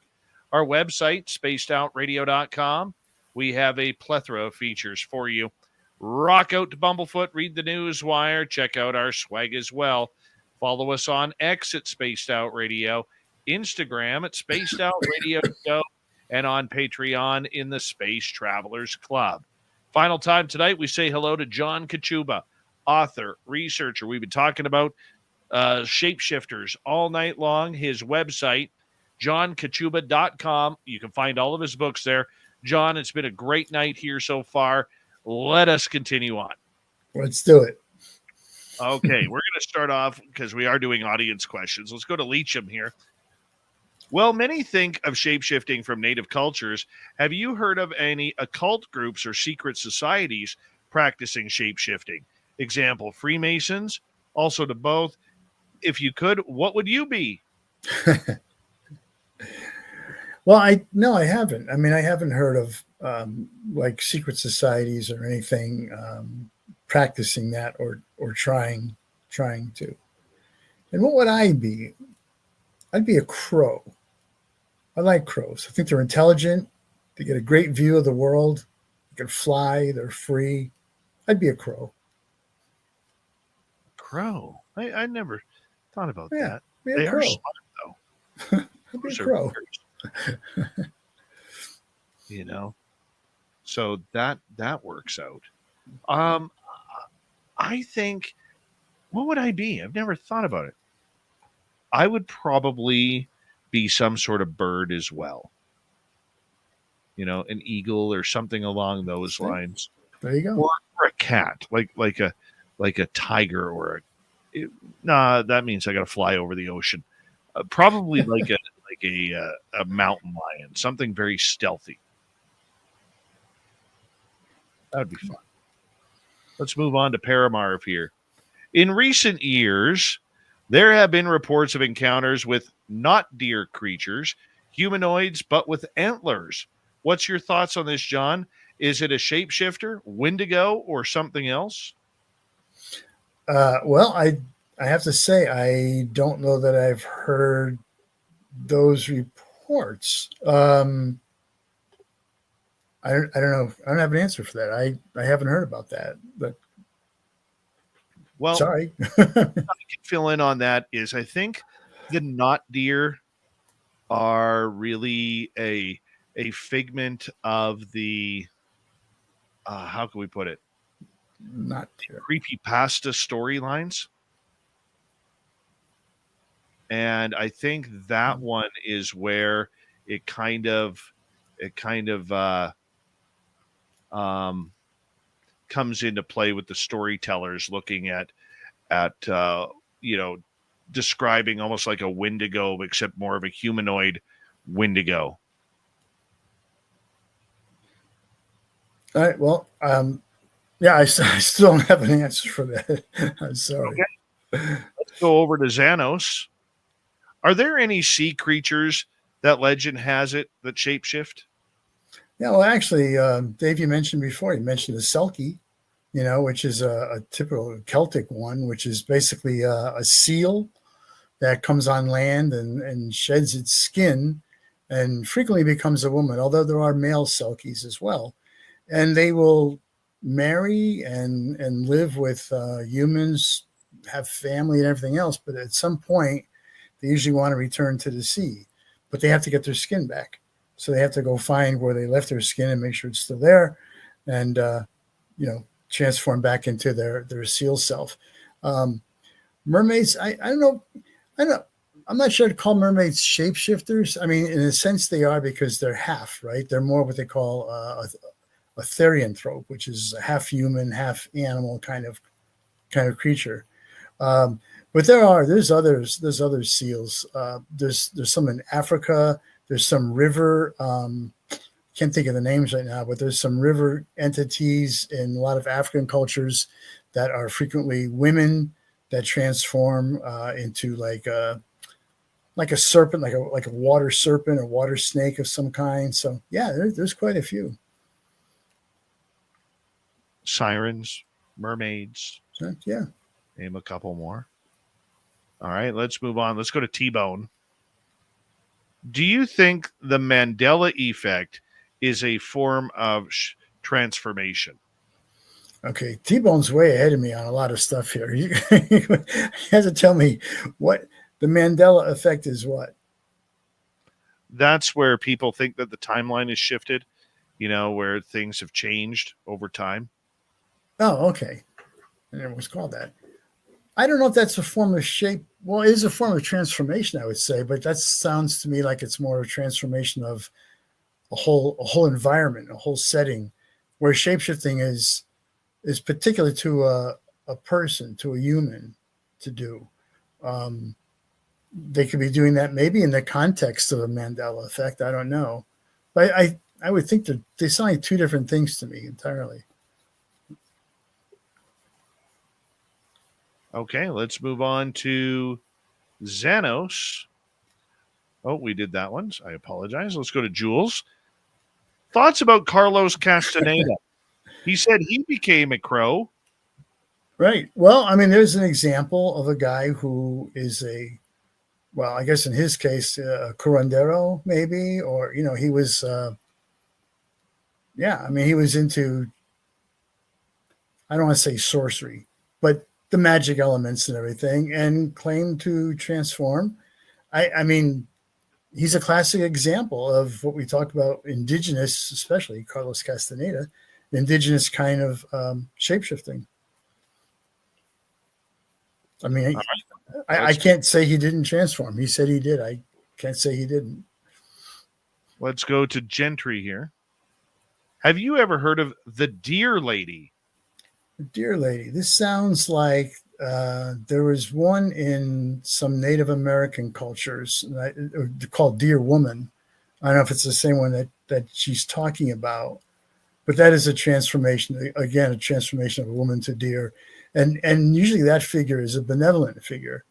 Well, we talked before about all the evil ones, but Deer Woman, if we're talking about the same thing, is a benevolent figure. So, and again, typical to indigenous cultures in North America. So I just looked this up, and Deer Lady and Deer Woman are the same. Okay. It's a spirit of Native American mythology, whose associations and qualities vary depending on the situation and relationships. Generally, however, to men who have harmed women and children, she is vengeful and murderous, and known to lure these men to their deaths. Oh, well, there's a part I didn't know. That's okay. So she's not that benevolent, apparently. Well, I mean, she would be a hero of the women and those who've been harmed. Right. So I guess that would be a good quality. Yeah. So let's face it, there's a lot of scumbaggery out there. It really is. Let's go to Derek here. What advice would you give someone if a Wendigo appeared in front of them? Turn and run? I mean, that'd be what I would say. I don't know. I mean, what would you do? I would, well, okay, here's the case. Somebody asked me before about my greatest fear. Well, I didn't think necessarily about Wendigos, but if I was facing a Wendigo, that would probably be my greatest fear. And I would probably turn and run like crazy. I mean, what am I going to do? They're murderous beings, Hmm. I don't know. I'm not the fastest runner. I'm If not I'm either, going to encounter a Wendigo, I definitely need to be with somebody slower than me. but that's right. All right, let's go over to Philip. Are there more shapeshifter stories coming out of Scandinavia with the recent resurgence and popularity of pre-Christian Nordic cultures? Oh, that's an interesting question because there is exactly that happening. I don't know. I mean, there certainly are a lot of shapeshifter stories from from ancient Scandinavia and all those areas.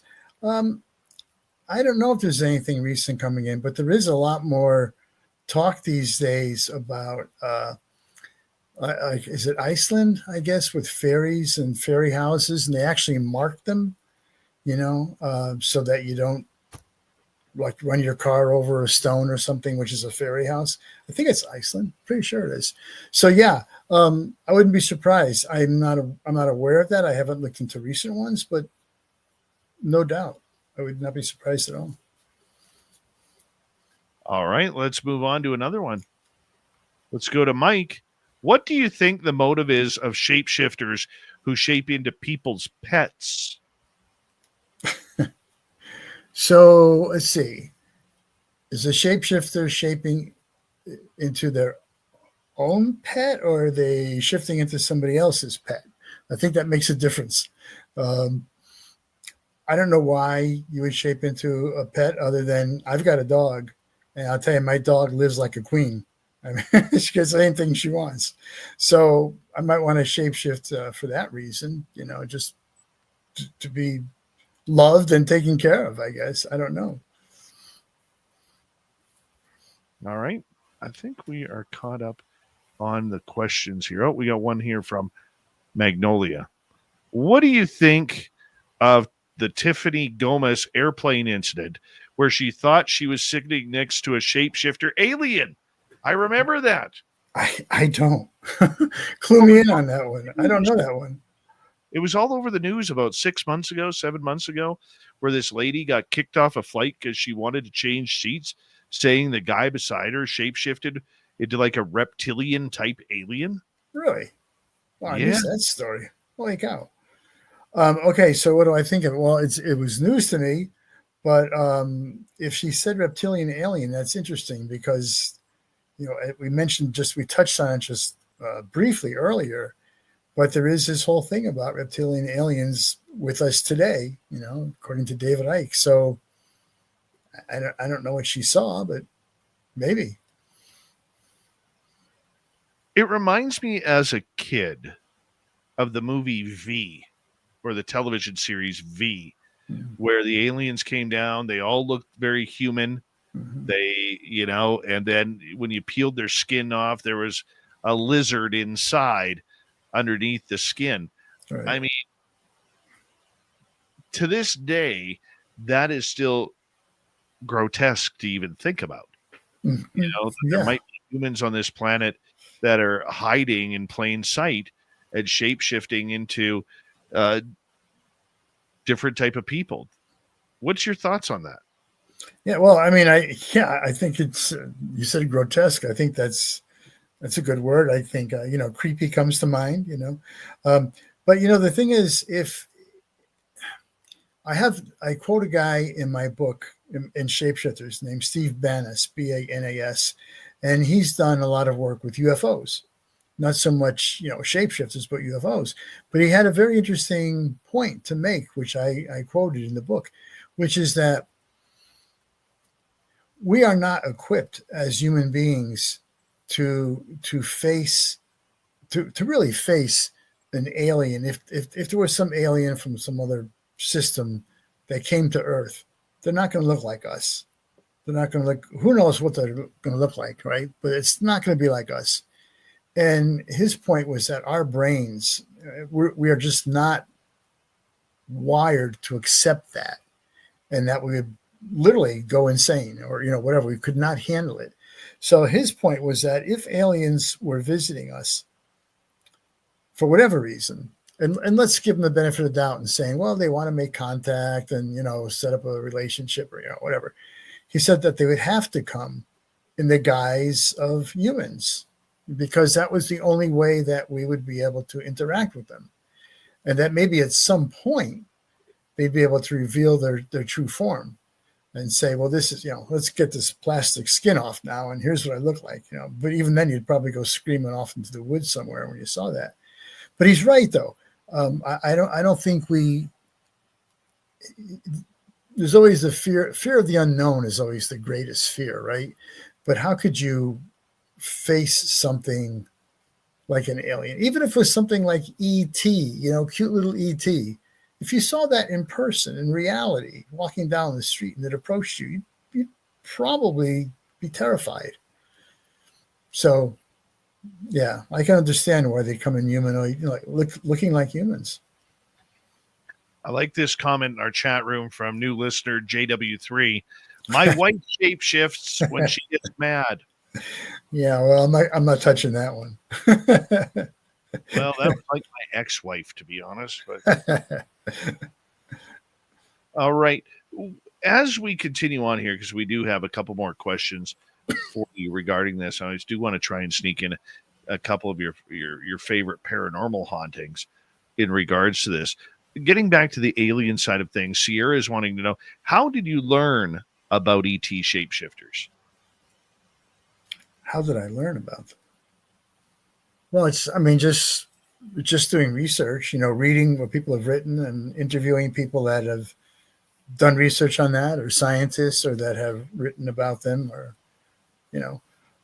like David Icke, for instance, has a ton of material out there on his reptilian alien shapeshifters. He's written a lot of stuff.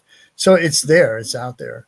I don't know that I discovered anything new on my own. I think I built on what was already out there and then just came to some conclusions or whatever based on a lot of the research that was already available. That's what science is about. It's no scientist ever does anything. And I'm not calling myself a scientist, but for the sake of research, nobody gets it all done by themselves. You're always building on somebody else's work.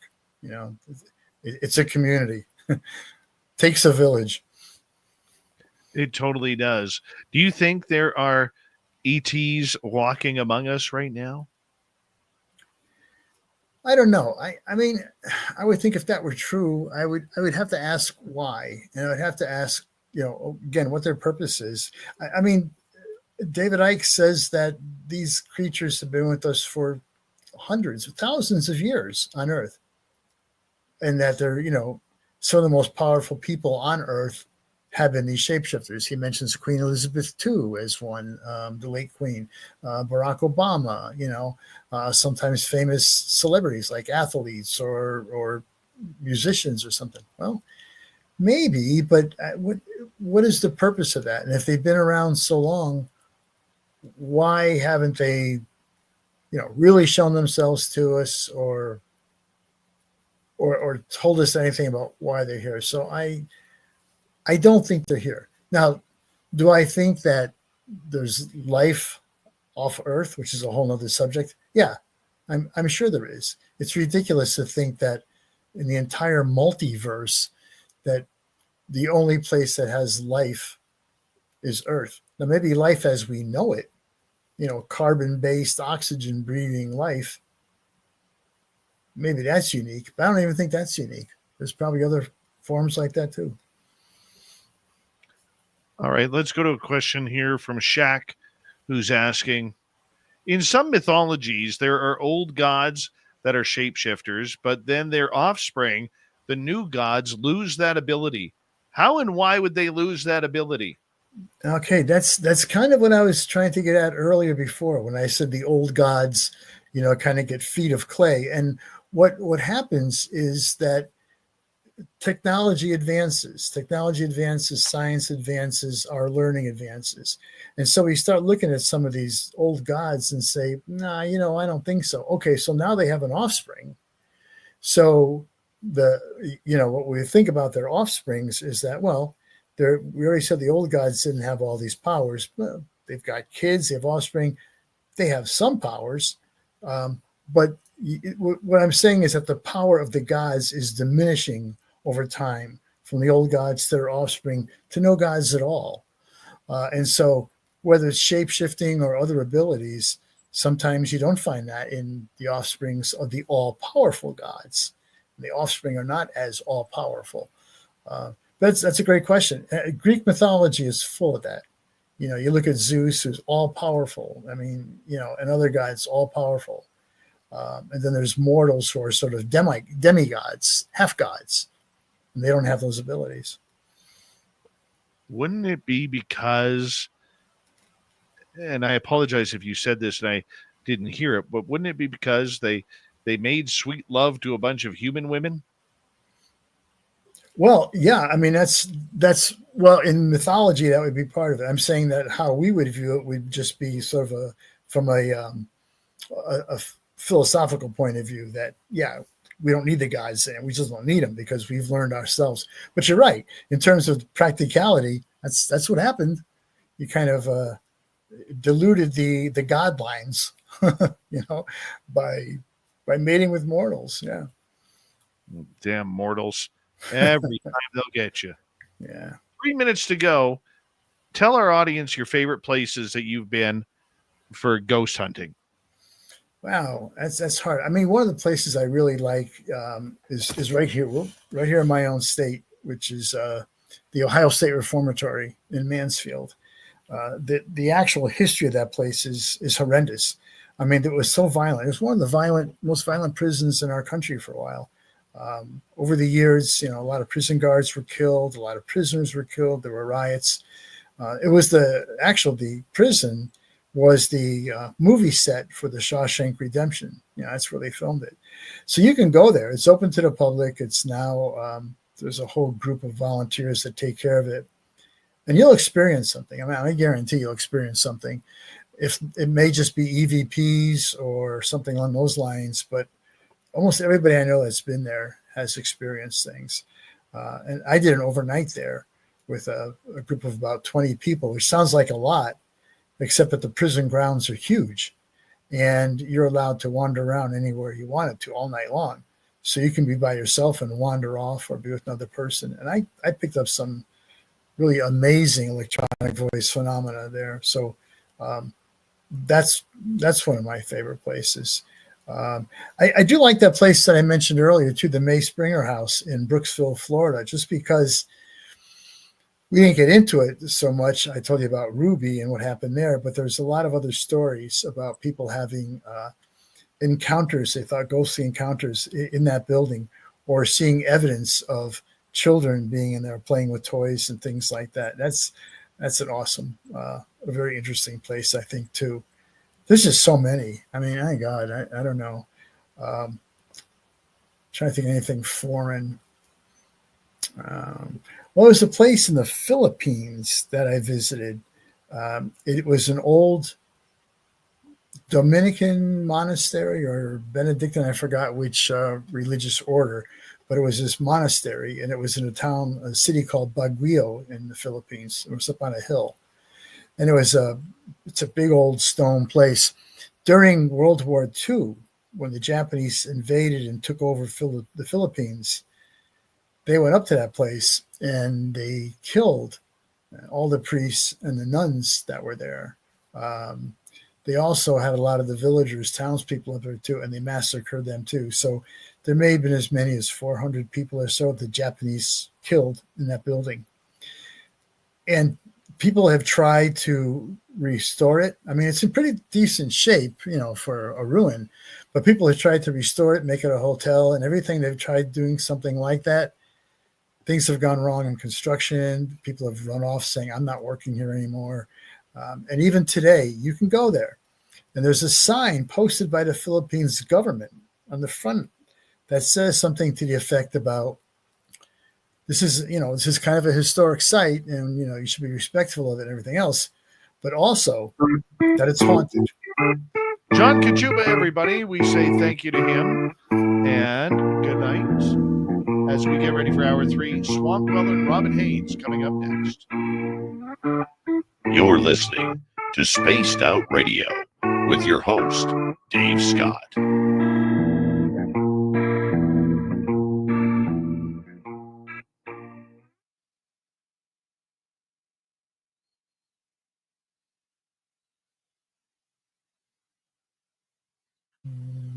John, thank you so much, my friend.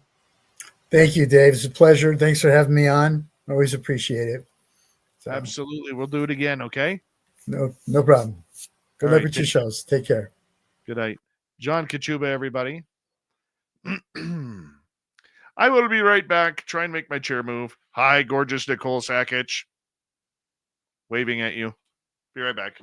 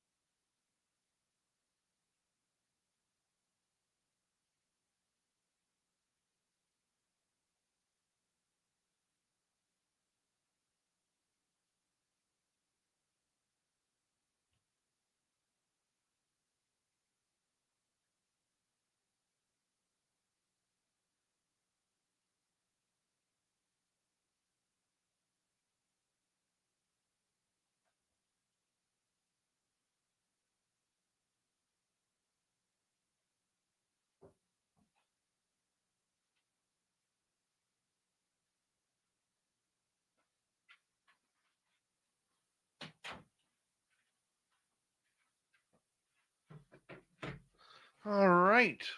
We say hello to Robin, who's hiding in the background. We love you, Robin. We do. Who else has joined us here? Thurston Howell III. Nice to see you. Keyshawn, evening to you. You're up late tonight.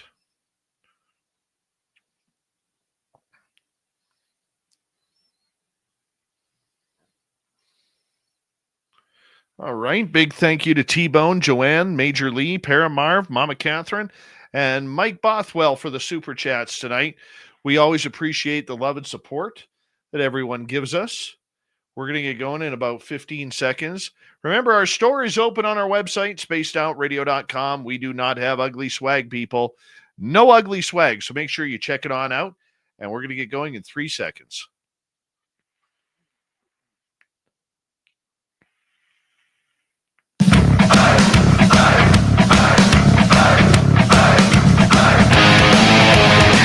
Here we go with the third and final hour of Spaced Out Radio tonight. We have Swamp Dweller and Robin Haynes coming up with a Cryptid report. My name is Dave Scott. Thank you for joining us in your listening ears, wherever you are on this beautiful planet we call Earth. Hello to everyone listening in on our terrestrial affiliates around North America, digitally on every major podcast network.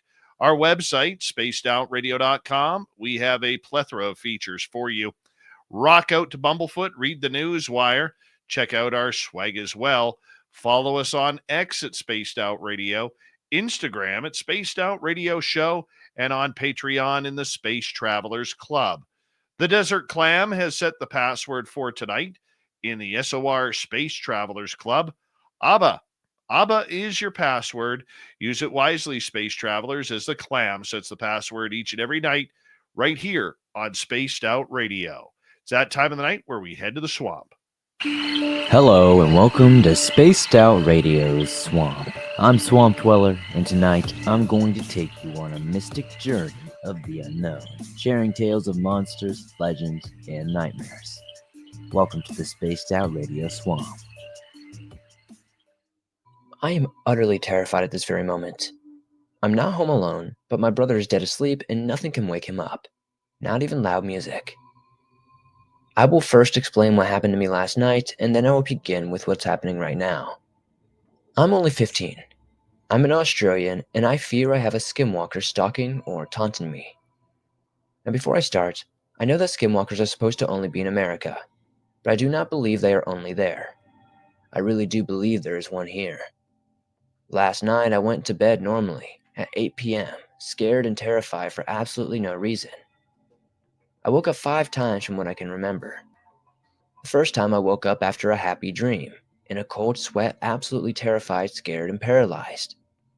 I fell asleep from fear, I'm pretty sure. The second time I don't really remember.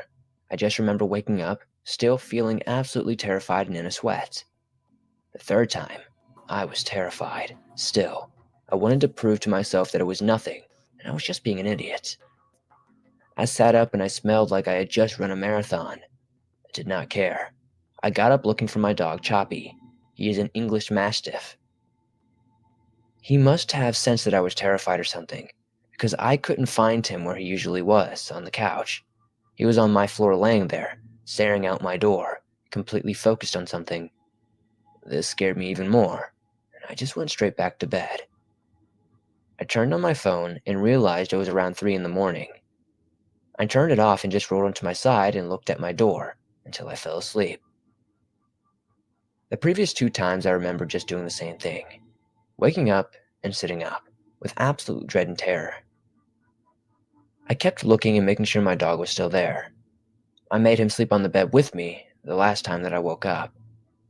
I told my mom and she just shrugged off the whole thing as me being restless. She is a very skeptical person. I've never had sleeping problems. I have never ever in my life woken up with fear, terror, or even sweat. I will now explain what's happening right now. I live in Queensland. I'm not giving my exact location.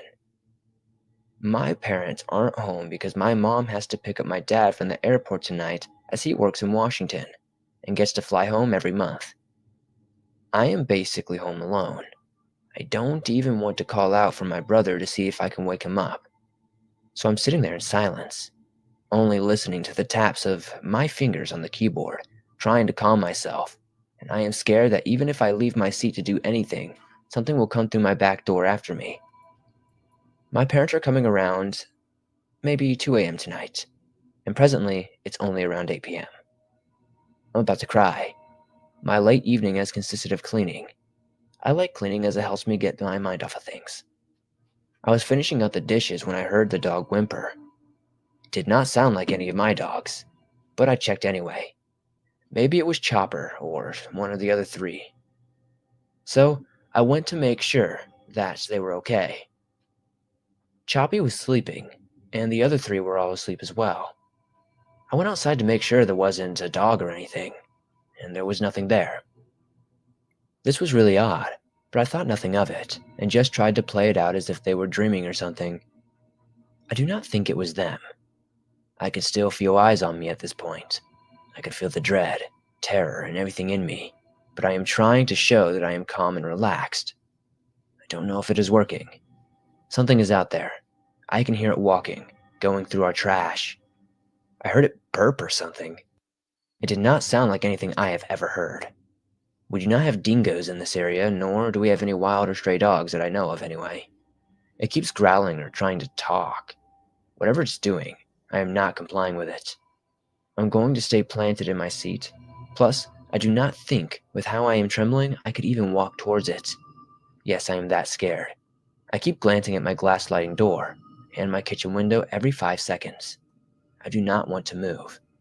I'm literally shaking. I feel its eyes are on me now, and I can hear something is going through the trash.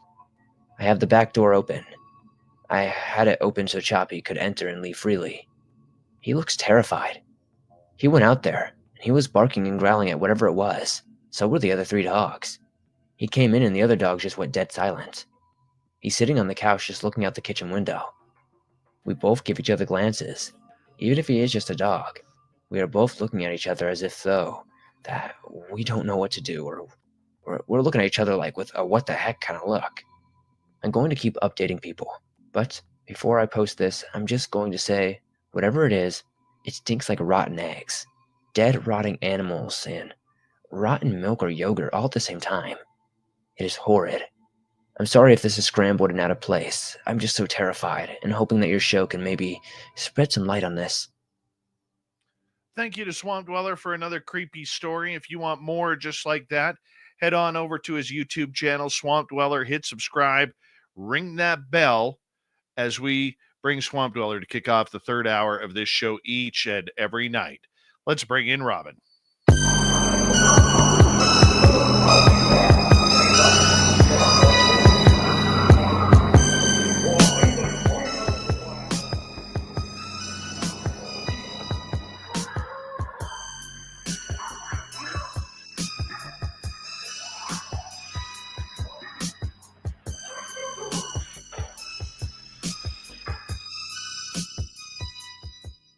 Favorite Robin in the world, Robin Haynes, the beautiful state of, where are you now? Are you in Texas yet? I'm trying. I swear I could walk there quicker. If it would quit raining in Texas so I could finish what has to be done there so I could move, I would greatly appreciate it. Other than build an ark right now. I'm trying. So I can't tell you how bad I want to get moved. It's crazy. So I'm trying to get there. We had 4 inches of snow the other day. Oh my gosh. It snowed once here. We did actually get snow here in South Carolina this year. Now, when I first moved here, the first year we got 7 inches. And somebody said, well, it takes about 7 years before we get it again. 7 years it's been now. And we got snow again, but we only got a couple of inches. It wasn't worth anything. I'm from Michigan. That's nothing. No, that is nothing. That is nothing. Winters are just long here. They are long. Yeah, that's what happens in Michigan. The winters go they start I've had it start as early as March and not finish until February. I mean, it just depends on the year. So, Right. Always just imagine or what no, it it would. doesn't start in March. It starts in September. But I've had snow as late as March. Hmm. I always wonder what it would be like to have one of those winters where it's like 70 degrees, you know? Oh, Yeah. what it would be like. Well, they say that's what it is here, but it gets down. I mean, we've actually got it where it's been down 30, 40 degrees. I like a little bit of winter. I do. It's just, the older you get, the less you want to drive in the snow and sleep for 7 and 8 months. But I miss Michigan. The winters are beautiful. That smell of the crisp, clean snow. The fall is breathtaking, just like you get in Canada. Canada's gorgeous. Right. I like my winters. If I could do it for just a couple months, I'd be all set. Right. Right. Yeah. I could handle 2 months of winter, but like 6 months, that's just a little too much. Yeah. And, It's a I live in these places. I never dreamt in any lifetime I'd ever live in South Carolina. I don't know why anybody lives here. And yet here I am. I never thought about Texas. I like it when I've been out there working with the cryptids. It's beautiful. And that's exactly where I'm going. But I've noticed in my lifetime, they put me where they want me to be. They really do. Like, it doesn't matter what I want. I end up where they want me. And if I try to move anywhere else, it'll always go bad. It goes bad every single time, and then I end up where they want me. And as soon as I move in, things happen. I love it. I Love know. it. I Love went and it. stayed out on the property in a camper last, I think it was spring, to see how I'd like it out there. And I mean, I had one of the kids, the Sasquatch kids, literally open the door and try to walk in. And the parents had been walking around the camper 2 nights prior because I could see them through the window. And I'd had dogmen come up to the camper. And I mean, they're all running around. But I was really surprised. I was laying there and I hear the door open.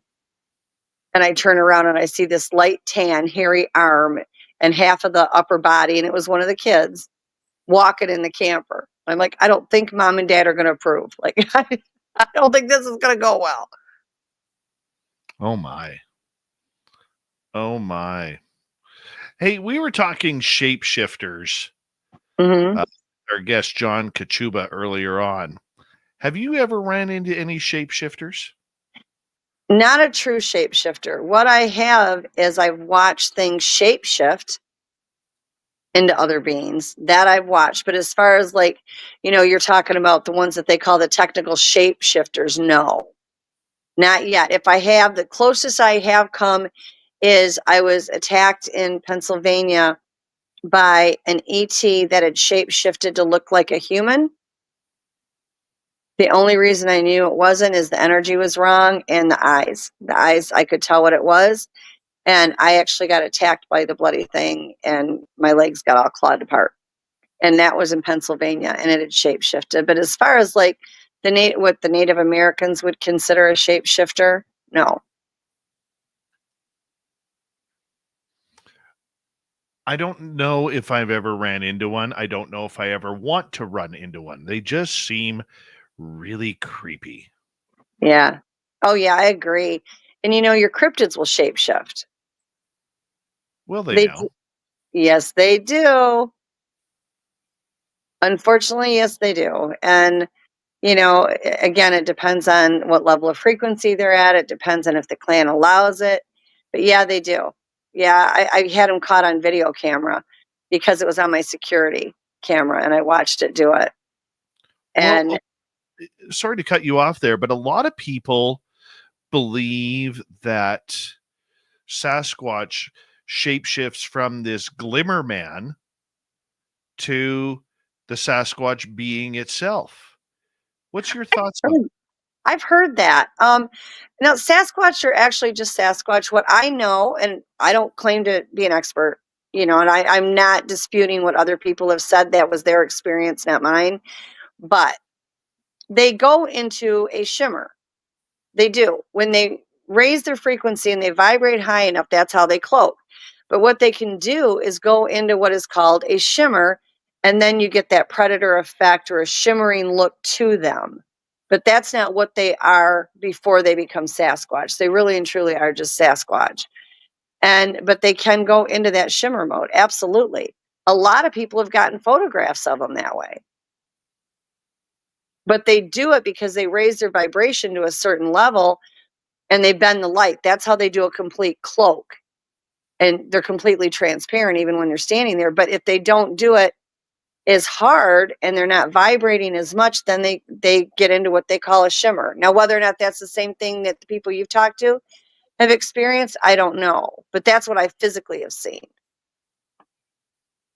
But if even any of them that have passed away, they still look like a Sasquatch. They don't look like a shimmer man or anything else. They go back to their true form because they can't vibrate anymore to make them look like anything other than what they are, and they look like an actual Sasquatch.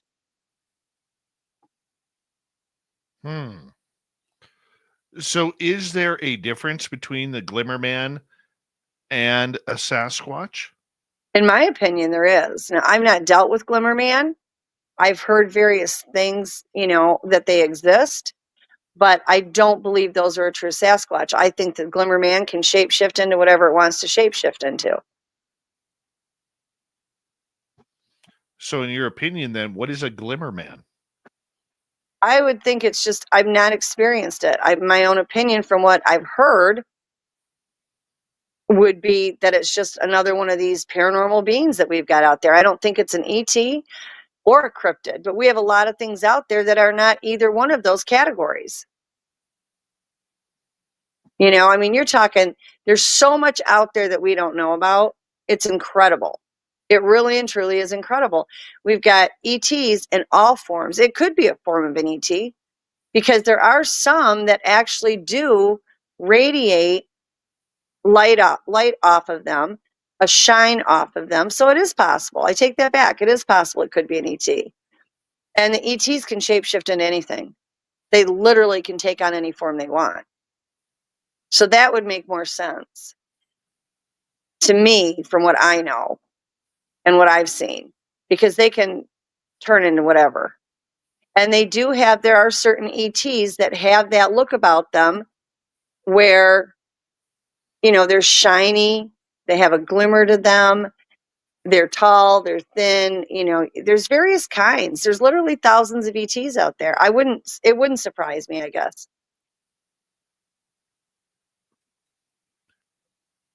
With ETs being shapeshifters, Mhm. do you think they play the roles of any of the cryptids that are out there in order to hide themselves to investigate, say, forest dwellers? Absolutely. There is certain ETs that will literally take on the shape of a Sasquatch because they come here to kill our Sasquatch. And I have physically been told this by the Sasquatch. I have physically seen the crafts come to the ground and they come out and they look like a Sasquatch and they're not. I've seen the robotic ones. I've seen some that were ETs that looked shapeshifted into what would look like a normal Sasquatch. So I absolutely believe that.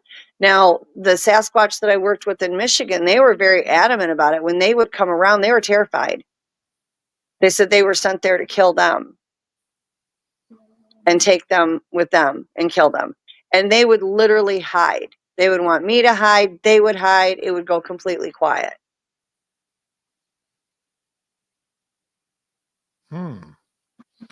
What species of ET are they? I don't know. I never knew what they were called. I only knew about them because of the Sasquatch. They were the ones that told me about them.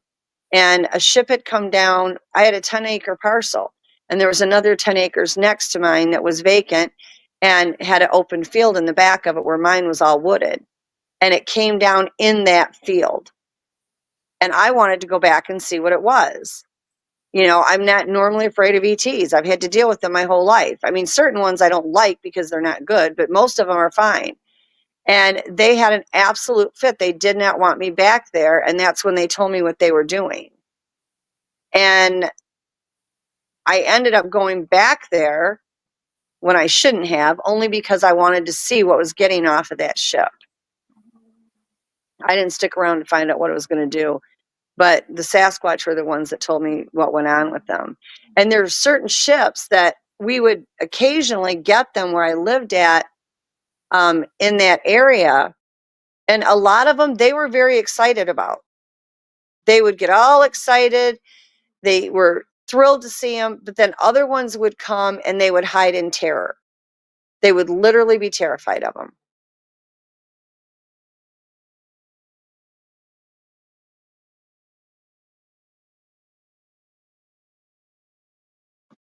Can't hear.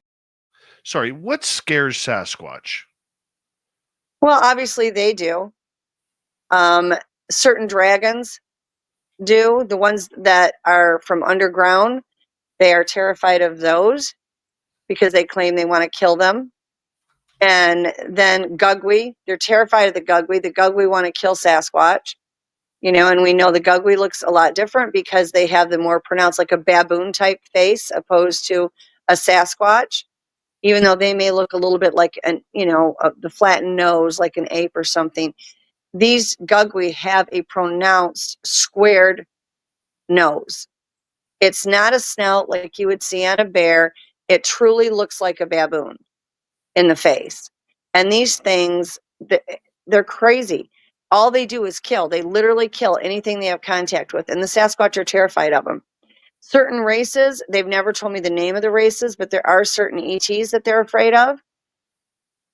Other races of ETs, they're fine.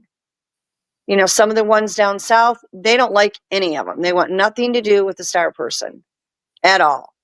A lot of your Western and Northern Sasquatch, they don't seem to have much of a problem with them. The ones in Michigan, like I said, there were certain ones that they liked. They were fine with them.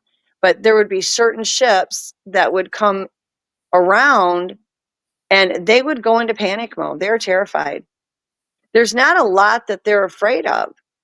I mean, really, they're pretty, self-sufficient and taking care of themselves. But I remember right after the shift started, certain groups being terrified the dragons would come. They were terrified of the dragons. And when we had, I think it was in April, can't remember what the date was, 8th or whatever, and we had that eclipse. That was a fake eclipse to begin with. It wasn't a real eclipse. It was man-made. And there were actual footage of dragons. It was really incredible. And, at first you try to blow it off and, it's probably, AI or whatever. But some of them actually were legitimate. And the Sasquatch, especially in the southern states, were beyond petrified, absolutely terrified. They said what I was told by them was they were sleeping underground. And they had brought that to my attention before. They had brought up dragons multiple times, all different sectors had. And they said the ones that were underground asleep were the ones that were dangerous. There were other ones that were quite good that came from the sky, but they said the ones that came from underground were dangerous and would kill them. And then after that eclipse, they were convinced that they were loose. I saw different things that made me believe it was true. I got mind speak. I was driving down the road after the Nebraska conference in April. I'm driving down the road. I'm not thinking about a dragon at all. And it was like instantly in my mind was this huge dragon. And all I saw was its head and its face. And it talked. I mean, it said things to me pertaining to the Sasquatch and its intent with the Sasquatch. As far as I'm concerned, I've gotten mind speak long enough that I know. Robin Haynes will take questions from our audience. This is Spaced Out Radio, and your host, Dave Scott.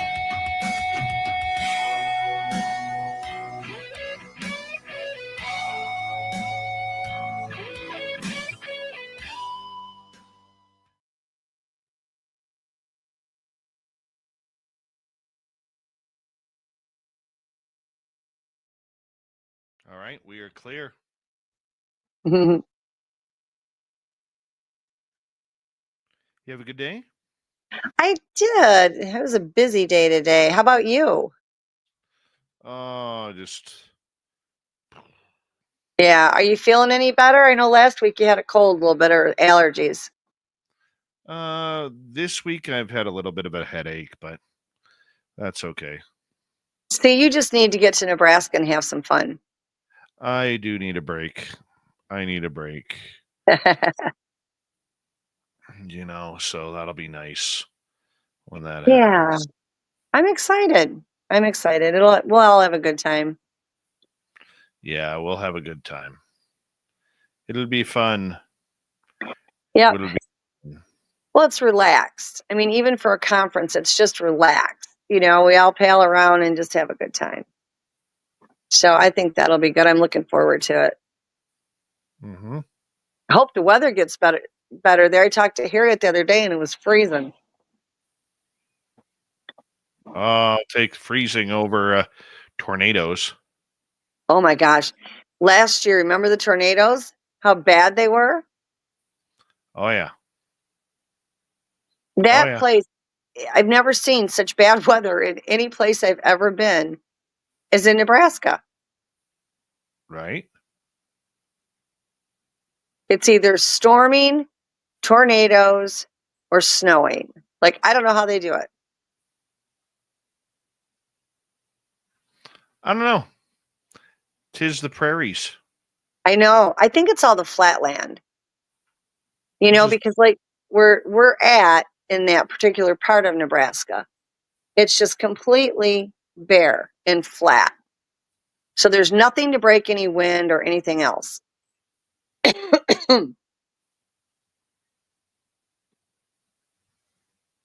Love it. I know. It would be nice if we'd get a weather break anywhere at this point. We even had fires in South Carolina.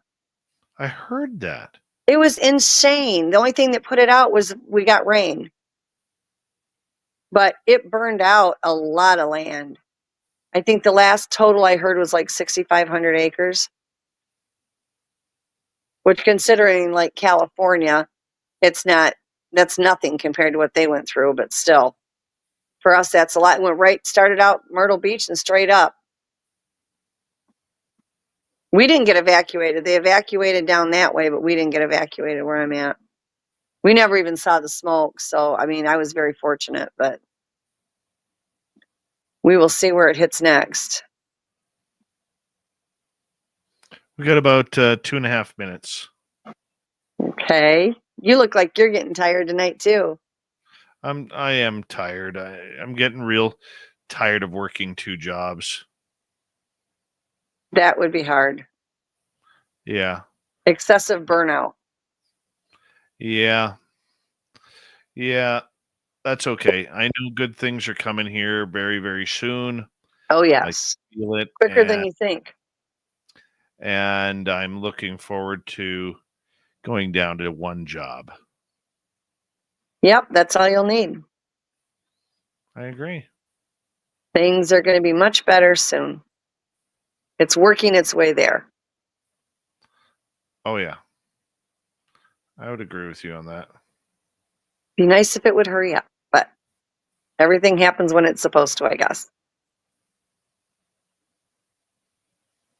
We got about minute 25. Yeah, Sasquatch are starting to get a little bit more active. So the weather's getting better for them anyway. Lots of people are contacting me and, anxious to get back out in the woods. Lots of mind speak going on with these guys. Like, they're connecting with everybody, but I think that has to do with that frequency shift. People don't realize how much that affects everything. If you're at a higher frequency, you get the mind speak. Mm-hmm. And I think, they're quite happy to take advantage of that. Hi there, Flat 6. How you doing? We got a bunch of questions coming at you, Robin. Oh, okay. I will do my best, guys. But I also will tell you if I don't have an answer for you. Thank you tonight to T-Bone, Mama Catherine, Mike, Joanne, Lee and Paramarv, we appreciate your love and support of SOR. You If have you're to not- admit, you got the best people. Yeah, I think so. I think they're pretty good. I would agree. Yeah, All right, Yeah. 5 you got it.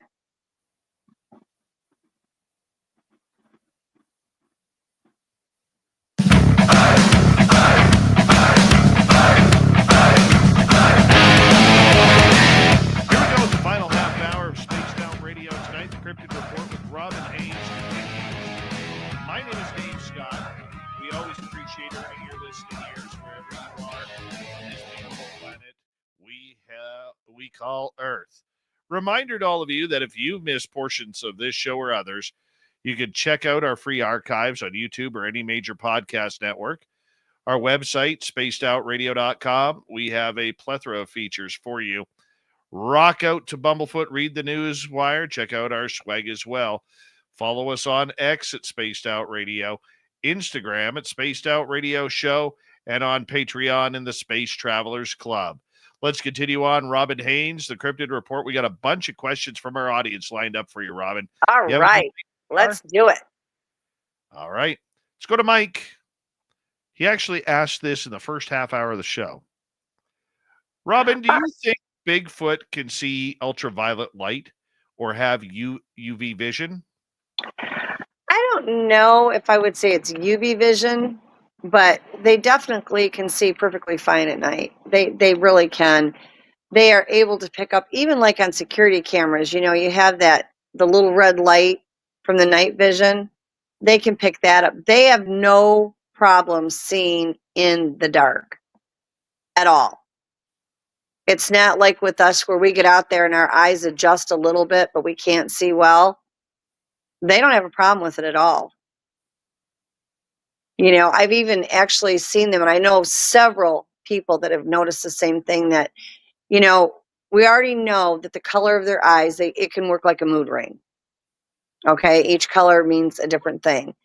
But I've literally seen it where it looks like two headlights, that they can see with. But I don't know if I would call it a UV vision, but I will say they can see at night without a problem. Moving on, let's go to Paramarv. There are reports of radiation associated with portals.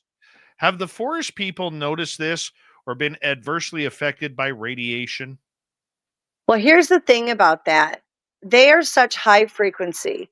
They radiate an energy that affects us like radiation. It has been proven that if they were to take one of the meters that measures radiation around them, it will pop as a radiation. Okay, they don't do it on purpose. It's part of their body chemistry. It's not true radiation, but that's how it shows up on our meters. Even one that's passed away will still show radiation off of it. It's just part of their body chemistry. It's part of the makeup. It's from the frequency that they are. The portals are all high frequency as well. So you're going to get that kind of a read on it.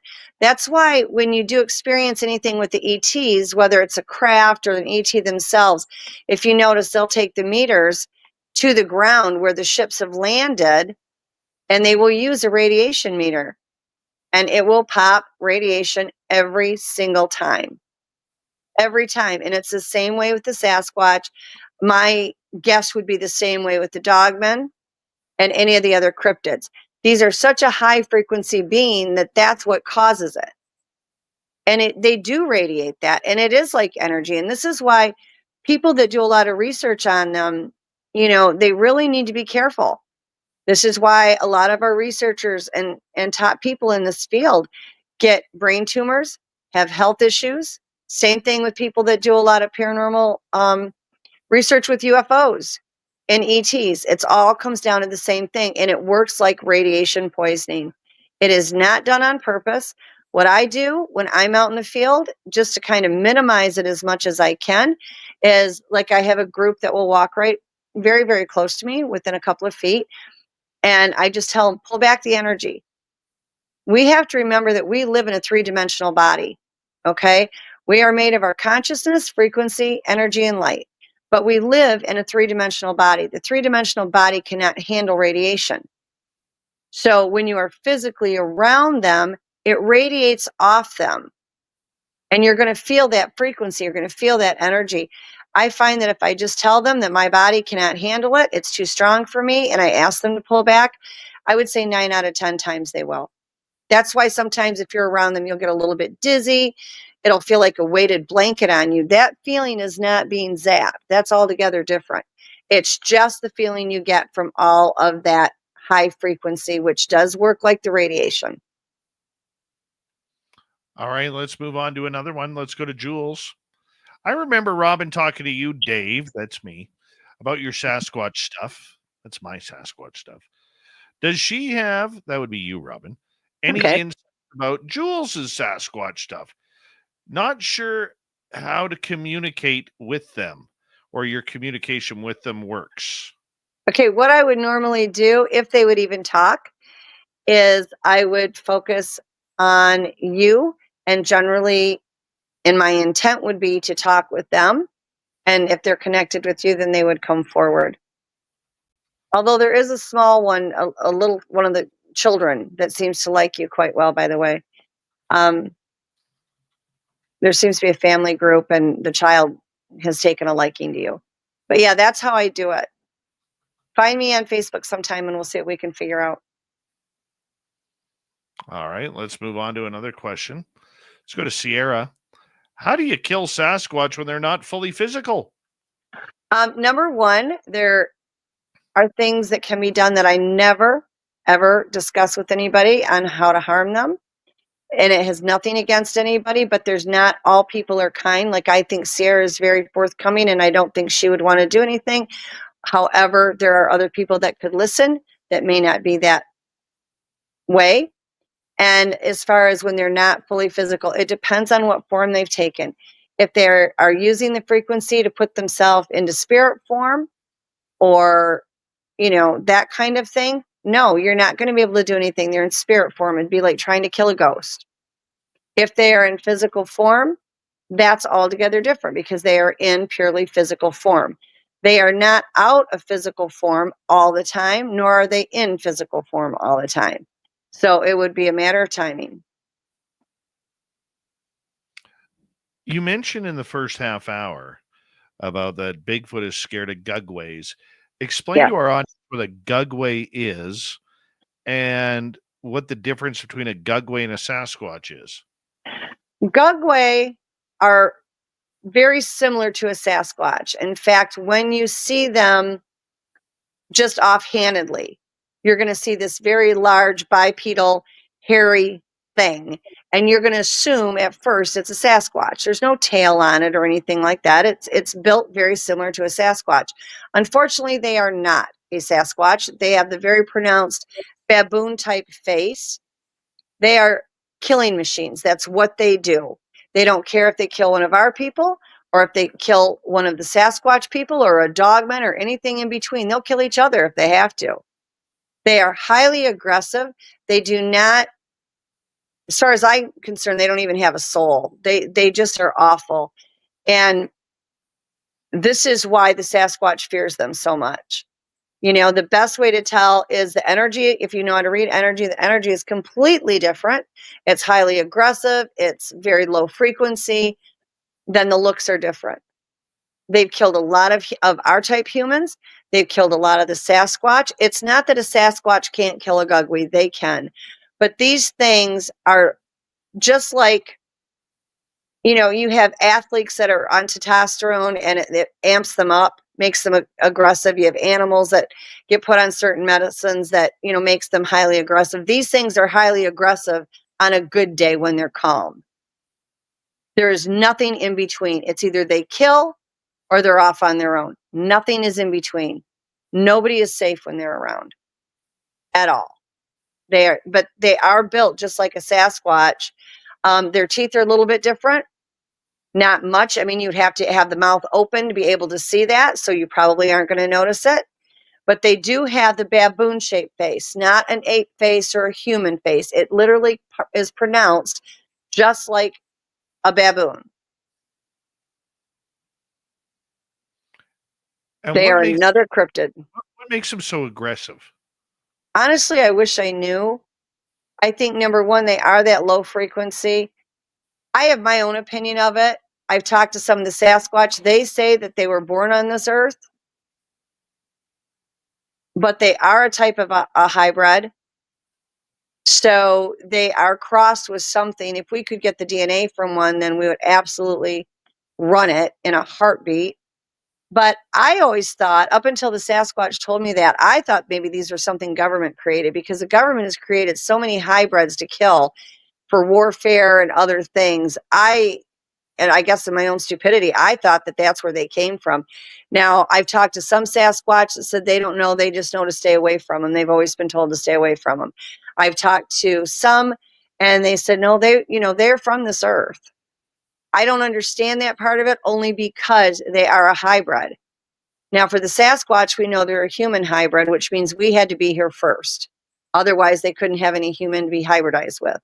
So as far as what the Gugwe actually is genetically, nobody's had any type of DNA from them to be able to get it. First off, you have to be able to survive being close enough to get the DNA.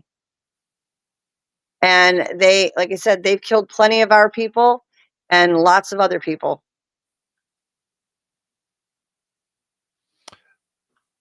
There's only the one photograph that we know of a Gugwe, right? And that's the one of it holding a dog that went missing. Yeah, there's that one. I haven't seen a lot of other ones. I have a friend that got one that was almost, it was sitting in the bushes. It wasn't as clear as that one, and it had the baboon face. But they're just, like you said, the only encounters I've had to deal with them is when I was helping the Sasquatch with them. And the way the Sasquatch kills a Gugwe is they get them down on the ground and they have to rip the heads off. And any other way does not work. They are immensely strong. It's like they are jacked up on testosterone. I'm telling you, it's just, it's incredible. You know, it's like take a Sasquatch, put it on steroids, put it on a lot of steroids, and that's what you get with a Gugwe. They are not anything that anybody should ever think for 1 second of any day that they can go out, whether it's with a gun or not, and just be able to blow one of these things away. You know, if you even think you are in an area that they are in, for the love of God, just get out of there, because these things don't play, and they will make even the most violent of cryptids look like babies compared to what these things are. And they're unstoppable. Very true. Let's move on and back to our audience questions. Let's go to Jules. Is it or is it that they glimmer, the Glimmer Man, or is it all we can perceive with our limited capacity, glimmer beings? Well, what they do, I call it a shimmer. Some people call it a glimmer. Okay. But when they aren't going into full cloaking mode, it looks like, you know, we saw the Predator movie and it looks like the gelled water. And at times it does look shiny. You know, I know some people say, well, they glimmer. Well, it depends on who you're talking to, you know, whether it's a glimmer or a shimmer. The Glimmer Man itself is a completely other being. And really, I know I said in the beginning that, you know, I don't even think they're an ET, but I would be more inclined to believe that they are, just because there are so many different kinds of ETs. And there have been some that have been cited that seriously do resemble the Glimmer Man. And the way they look, I don't know if the Glimmer Man is supposed to be good or bad. I've not encountered it, but it's almost like it looks like it's electricity running through it. You know, it's really different pictures that I've seen of it and different things that I've heard of people talk about it. That would be the closest thing that I could even tell you about it, because I've not had the experience with it. You know, the thing that they call a rake, I have, but not the Glimmer Man. And when it comes to the Sasquatch, they do what they call a shimmer, and some people will call glimmer. But that is not who they are. It's just a form that they take on through a higher vibration.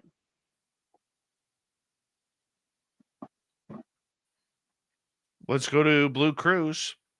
A recent Nevada TV video footage showed a daytime adult Sasquatch fanning himself or herself with a green fern in a sequence of 2 or 3. Is this because of boredom, agitation, signaling, or for communicating? Well, if it was sitting by itself, I would not think it would be communicating. When they're communicating with other ones that are in other areas, they do calls, anything from a wood knock, foot stomps, anything that's more vocalized. As far if it's sitting by itself and it's fanning itself, I would think it would have more to do with, they're warm. If they are trying to communicate with another one, it would have to be within a visual. That might be possible. They do a lot of things, like they do hand gestures to communicate to each other if there's some or across a clearing or whatever. They will do those things. So none of the things that you're mentioning are out of the possibilities. They're just not. But I want you to realize that they are so human-like because they are part human. They really are not any different than we are. I've watched them being outside and sit outside, and they're scratching their neck or their shoulder or their head or whatever, or they're picking a flower on the ground and they're looking at it and smelling it. I mean, they are very human. So it's entirely possible to do all of those. Now, if there are other ones that are across the way from them, is it possible it could be a signal? I'm not going to say it's not, because it could. They do hand signals as a form of communication. They'll do certain waves with their arms. So that is not out of the realm of possibility. Boredom, I don't know, it could be playing with it out of boredom, absolutely. If it was agitated, normally they, when they get agitated, they're breaking branches and stomping their feet and stuff. But any of the things that you've described, it is a possibility. I think we can't pigeonhole or just, say it's one way or another. These are very complex beings, and they do a lot of things for a lot of different reasons. I hear you. Let's go to tartar sauce. Have Bigfoots tried to go into your home, Robin? They have not only tried, they have succeeded. I have had them physically in my home. Not a ton, but I would say at least 3 to 4 times that I can offhandedly remember, because they got into things. I've only had one time that one literally destroyed the inside of my house, and it was an adolescent. He flipped my refrigerator. Everything was removed out of my cupboards. My microwave was tossed across the room. My dining room table was shoved into the living room. My carpet was pulled up. That was many, many years ago, long time ago, and it was a juvenile. The Klan punished him. So other times that they've been physically in my house, my granddaughter was in the kitchen one day and turned around to see one standing in the living room.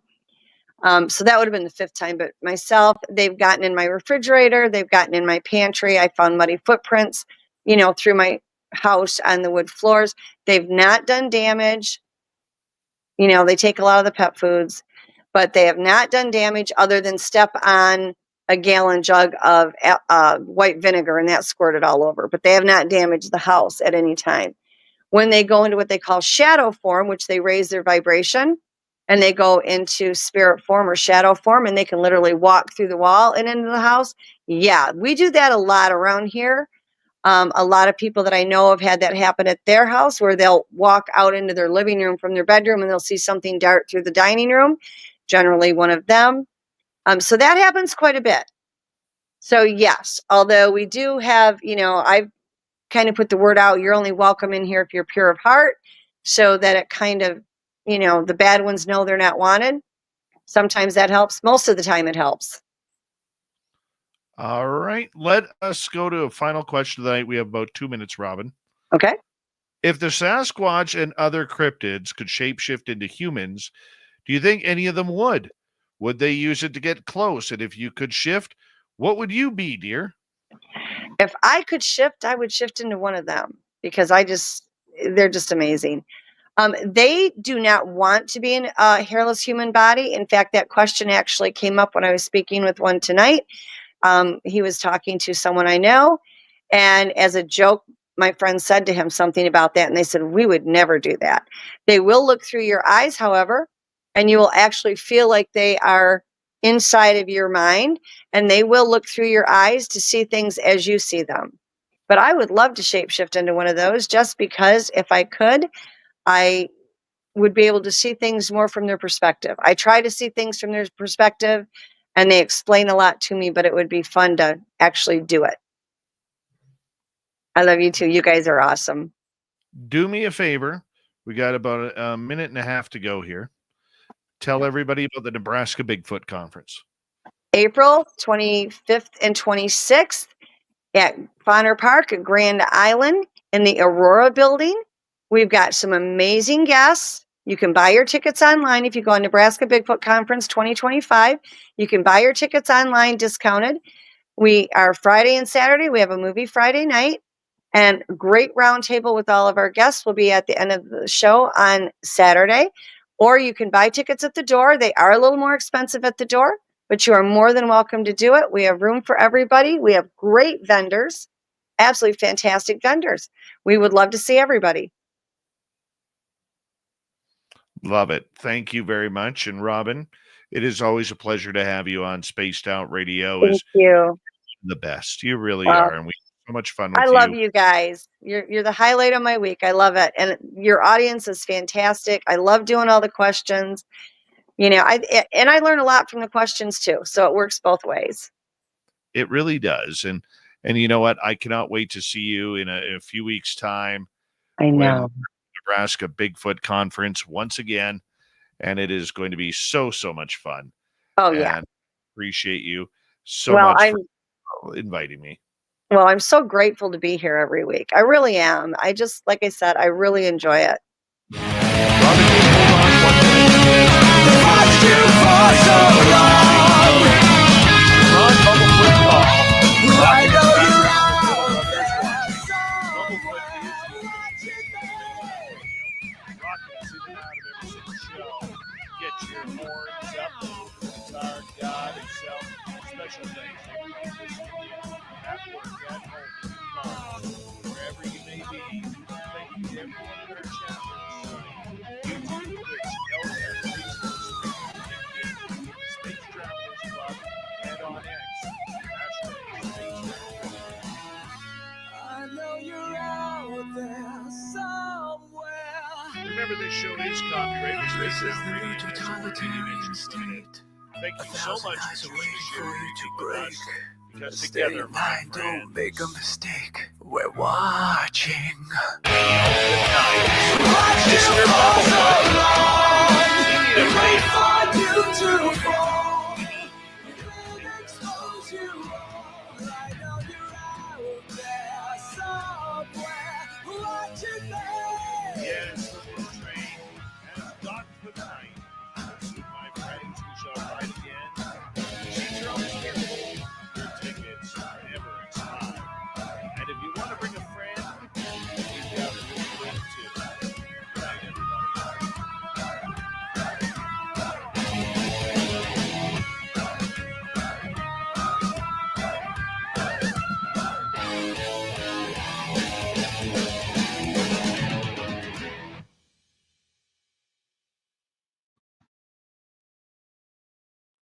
All right, we are clear. Robin, just a quick question for you before you say goodnight. Sure.